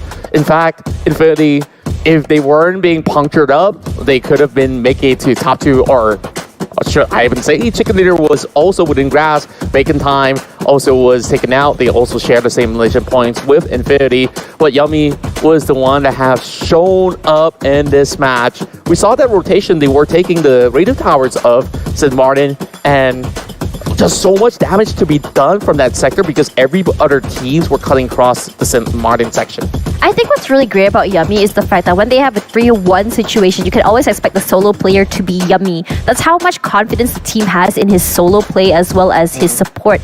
Now, coming back to Boom Esports in general, it felt like there was, before this, they were a little bit too aggressive. They kind of hesitate taking up space, and they were punished for it. But now the mindset has changed, and they're a little bit more confident in the terms of how they take these fights. And just look at how these tables shift every single round. Boom Esports now moves into the 7th spot with 47 points. Right behind them, on top 8 is Geek Fam on that 2nd placer finish. And then you have Infinity.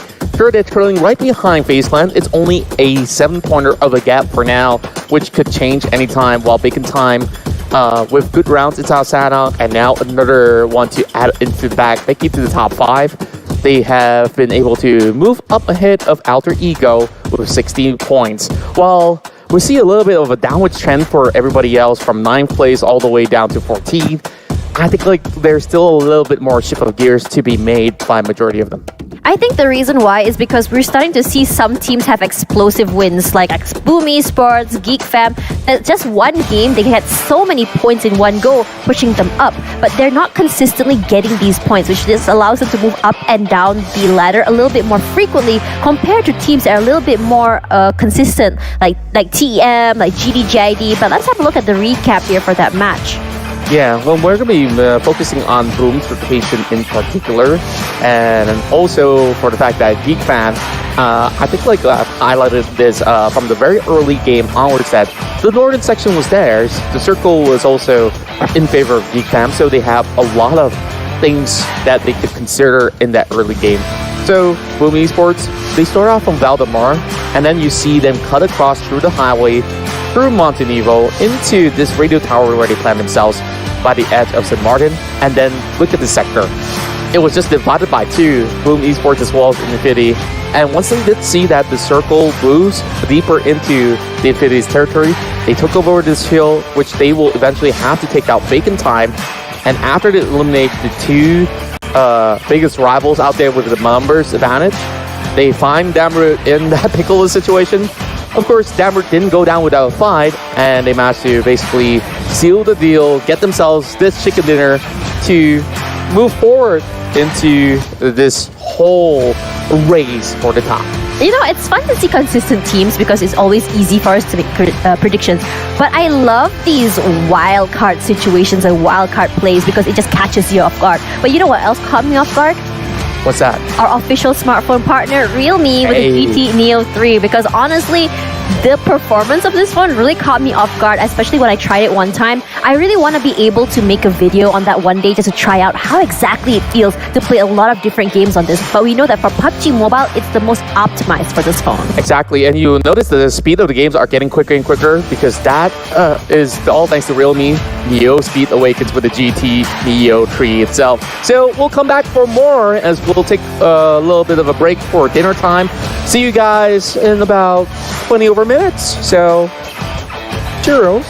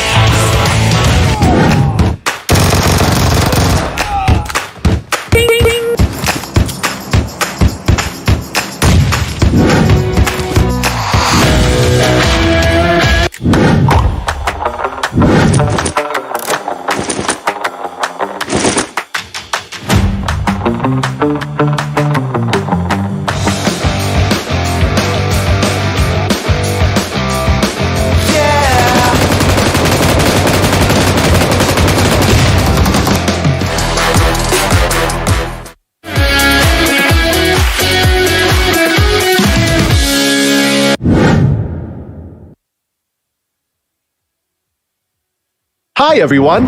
In PUBG Mobile version 2.2's new mode, Gearfront, we've introduced a new gameplay feature, Strange Town. Strange Town has a spooky atmosphere, which spices up the gameplay.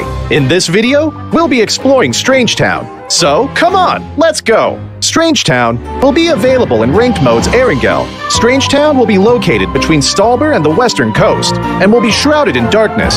It's styled after a medieval European village. Upon entering Strange Town, players will discover that it's nighttime. Experience the return of battles at night. Strange Town has a fairly compact layout, where a tall, mysterious bell tower occupies the center. The four sides are surrounded with houses and cover. Strange Town is littered with Andy's puppets, as well as decorative pumpkins, which really add to the spooky atmosphere.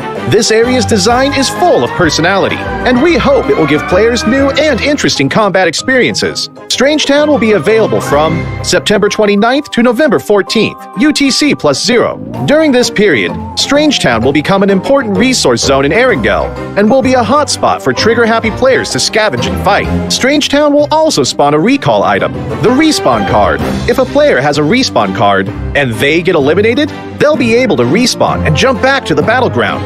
The respawn card uses a recall tower attempt when activated. With a respawn card, players can try out more daring tactics in Strange Town and really take the offensive. But keep in mind that the respawn card can only be used for a certain time after the match starts. The item itself only effective for this duration, and players can only pick up one respawn card per match. Make the most out of it.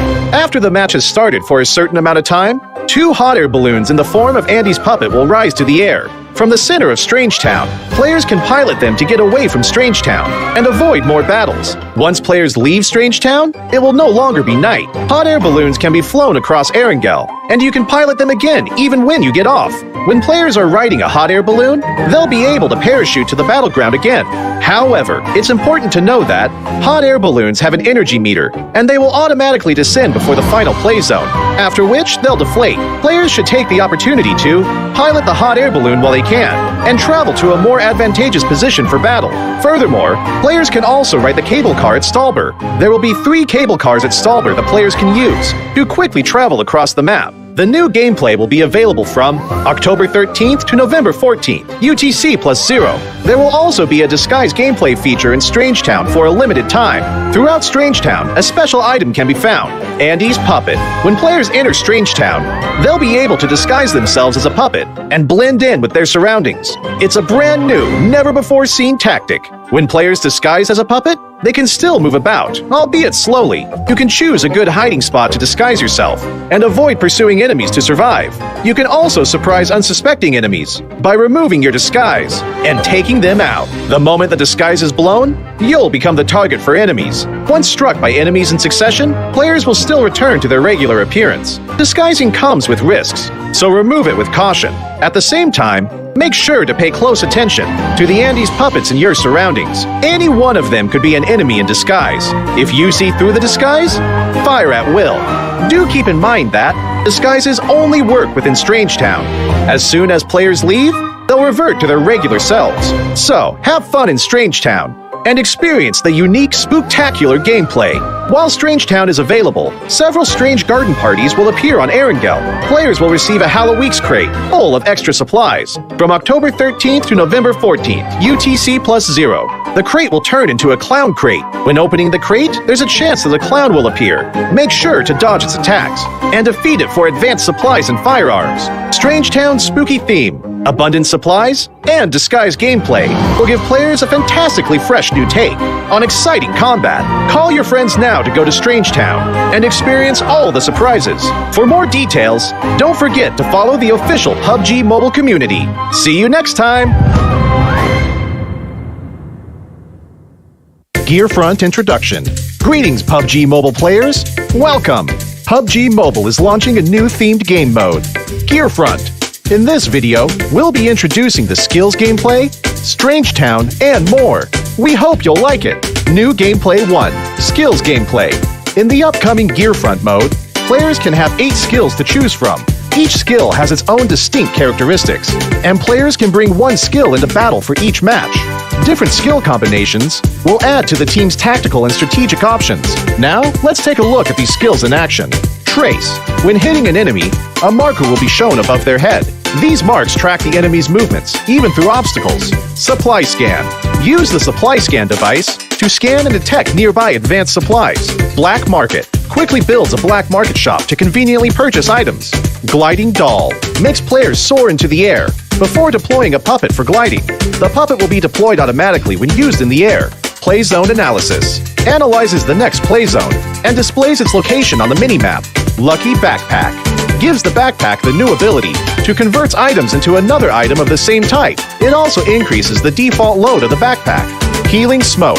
Throws a special smoke grenade that restores players' health and energy while in its vicinity. Vehicle Airdrop. Throws a beacon, which calls a vehicle airdrop. Skills will be available in Gearfront from September 29th to November 14th, UTC +0. It will be available ranked mode in Erangel, Livik, and Nusa.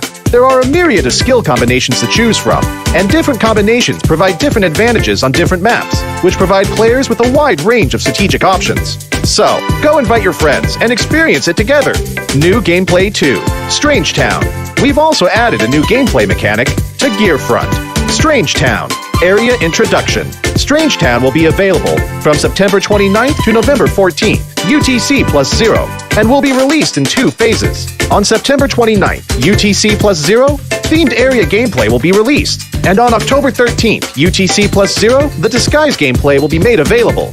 Strange Town will be available in Erangel's ranked mode, and is located between Stalber and the West Coast. It's styled after a medieval European village. When players enter Strange Town, they'll enter night mode, allowing them to experience the thrill of night battles. Respawn items. Strange Town will become an important resource zone in Erangel, allowing trigger-happy players to loot and battle to their heart's content. When eliminated, players can use the respawn card to respawn and jump back into the battleground, which also uses a recall tower attempt when activated. Hot Air Balloon. After the match has started for a certain amount of time, 2 hot air balloons in the form of Andy's puppet will rise to the air in the center of Strange Town, allowing players to ride away and avoid confrontation. The hot air balloons can be used to travel the entire map and can be used without limit. Players can parachute again while in the air, but hot air balloons have an energy meter and will descend automatically and deflate before the final play zone. Furthermore, Stalber will also feature 3 cable car lines for players to ride and move around. Disguise gameplay. From October 13th to November 14th, UTC +0. Disguise gameplay will be available in Strange Town. Players will be able to disguise as Andy's puppet and blend in with their surroundings. By disguising themselves, players can escape enemy pursuit and counter-ambush them. But keep in mind that, after being hit multiple times by the enemy, players will return to their normal appearance. Strange Garden Party. Strange Garden Parties will also appear in Erangel. From October 13th to November 14th, UTC +0. There's a chance that a clown will appear when opening crates, and players can defeat it for advanced supplies and weapons. Other updates. Vehicle Radar Scan. While Gearfront is available, the in-match shop in ranked mode, Erangel, will offer players an all-new feature, the Vehicle Radar Scan. It can be used to easily search for vehicles. That's all for this video. We hope the upcoming Gearfront mode will give you a better gaming experience. For more details, feel free to follow the official PUBG mobile community. And I'll see you next time.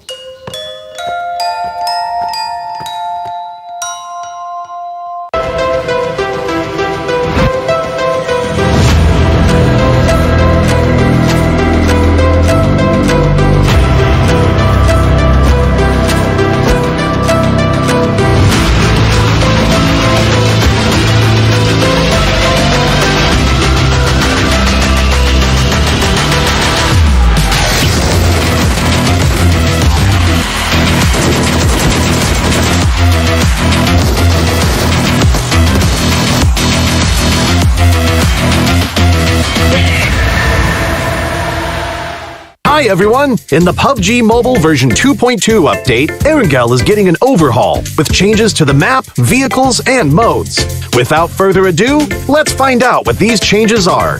In this update, we made several changes to the map. First, the hospital. It's one of the bigger buildings in Erangel. In this update, the following changes were made to the hospital. How to get in and out of the hospital, its structure, nearby objects, and the vegetation surrounding the hospital. Veteran players should know that some of the fences of the hospital can be scaled to enter the hospital. The ones near the ridges are how most players enter the hospital. Now, 2 spots along these fences will be blown up, and players can enter the hospital area through the gap directly. The building itself also got a new entrance. Players that are on the ground can enter the first floor of the hospital directly through the newly added damaged wall. Those who parachute to the hospital can land on the roof and descend to the 3rd floor immediately. These changes will make it easier for players to spot the entrances and streamline their movements in this area. Those attacking and defending will know where they should focus on as well. On the inside, we simplified the structure of the hospital. Originally, the 3 floors had different layouts, and there were many rooms on each floor. So, searching the rooms was very tedious, because players had to go into each room. After the update, the 3 floors are now more or less the same. Some rooms are now also connected, making it easier for players to remember and to search the rooms for supplies. As for the surroundings, we also made some improvements. We added abandoned ambulances and ruined medical crates to the areas surrounding the hospital, so now it feels more authentic. We placed some objects at the entrance of the hospital so that it wouldn't be too empty. This gives players heading toward the hospital a covered area to protect themselves, so they are not directly exposed to enemies inside the hospital. Outside the fences on the side of the hospital, we added a new climbable spot. Players can hide here, or they can scale the fence to enter the hospital. As for the fences by the ridge, since there are now 2 gaps to enter the hospital, we've reduced the number of objects in this area to make it more visible. So now, both attackers and defenders can see each other clearly. Further out from the hospital, we've added some new vegetation, so that players hanging around the hospital will have more places to hide.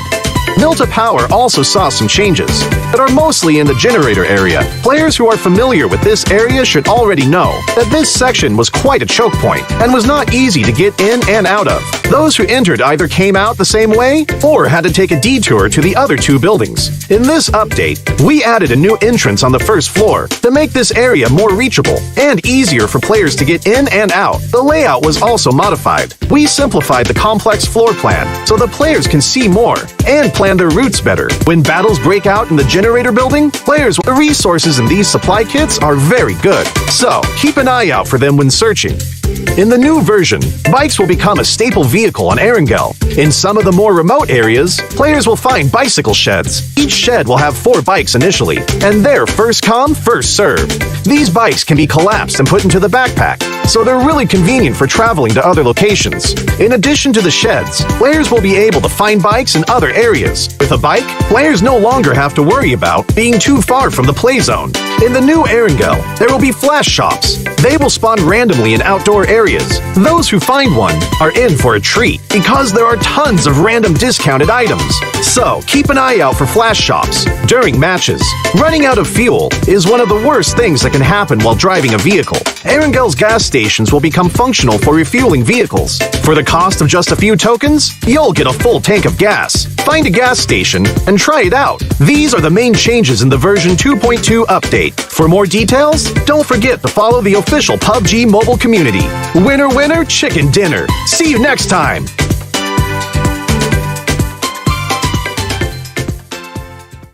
Gerakan silang se-elemen Papa Boy Watson Vega.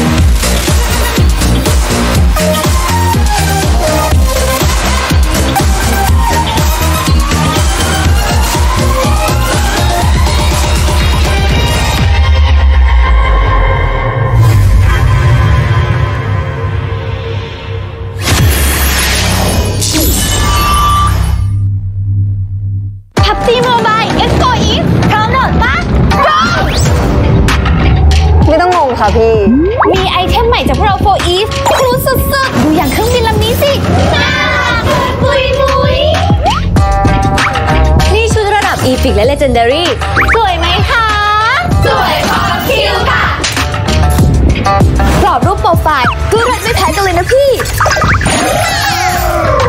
แถมยังมีแพ็กเสียงน่ารักของพวกเราด้วยนะ เธอไม่ชัดเจน หรือเราไม่มีสโคปจะวิ่งให้เหนื่อยทำไมขึ้นรถมาดีกว่าไม่คือที่เจอเอาละนานPUBG Mobile Echo Eve ไอเทมพิเศษสุดคิ้วจากพวกเรา มีแล้วแจ็คพอตแน่นอน PUBG Mobile Echo Eve ที่หนึ่งในใจฟีดเลย Winner Chicken Dinner Good morning. I'm Theo from GIDS. We are doing my edition of voice pack. This voice pack is for the community and for the fans. Happy drive, baby. Baby, I got you. The experience so far, I feel like I'm an artist because this is my first time. The experience it was fun. It was strangely fun. I'll go from the back, baby. Nice one. Because it's too early today, so I decided to came here a day in advance. So I came yesterday night, and I opened my waist. It was super jam. So I closed my waist and I waited until midnight. Only I came to KL and I just checked in hotel and I just sleep. Yeah, it's also my first time doing vlog. It's a very strange experience also because the moment I enter my hotel room, the first thing I look at is there anywhere I can put my phone to because I don't have the tripod with me. Anywhere I can put my phone to record myself. Oh, there was here and here and here. And then I had to just record, then record myself checking out this and that, driving here. It was something I always wanted to do. I just didn't expect to do it like now.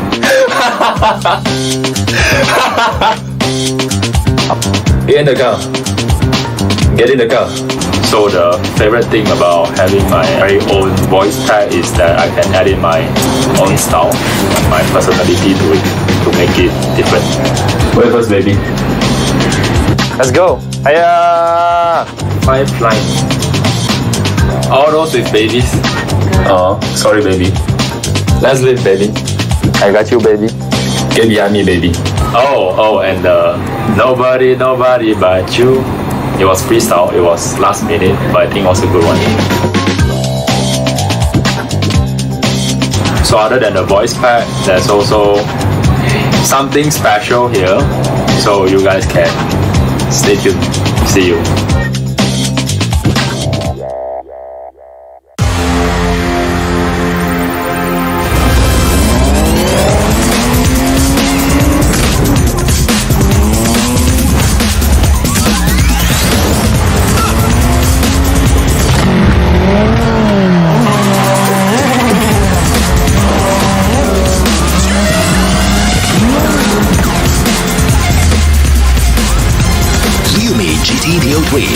New speed awakens.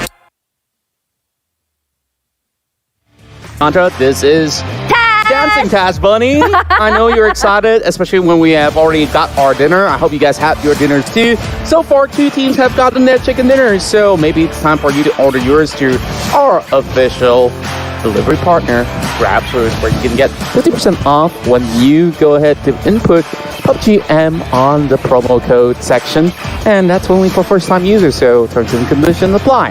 Anyways, going back to the drawing board, we've already seen I'm sorry, you have crazy eyes. You're like, anyways, today has been crazy. I mean, yes, the matches have been crazy, and you know, like we've already seen 2 chicken dinners, one from DX, and early on, boom, definitely made their waves of splash. They made it boom. And now we're going back into the summaries as we match both Geek Fam and Boom Esports. Honestly, seeing Geek Fam, this is what we always see from Geek Fam. Not necessarily having strength in numbers, but they got strength in their pickoffs, and that's exactly what they hit. They did the entire second match of the day. Now, comparing to Boom, how they played was that they annihilate one team, move into another side, annihilate another, and of course, with the help of Geek Fam taking down Infinity, they got those extra frags. Yeah, and overall, Yummy is the one that did the most of the damage coming in from the Indonesian aces, as they have been able to basically close off the match against Infinity as well as Geek Fam. But we also see Octa really stepping up to the plate, where he was playing rather riskily, and of course always being backed by Yummy, that has been able to shut down majority of the members of Infinity. And Newsy, he was basically doing 22 damage until we see Damroot as well as Yuhai coming from the far end to be able to knock him down. I think what's really interesting about Yummy, Octa, is that he's always been that high risk, high reward player. He's always the first one down because he's always in your face, rushing forward. But that's the beauty of how they play, because it's all according to plan. Octa, either he gets a frag or he falls down.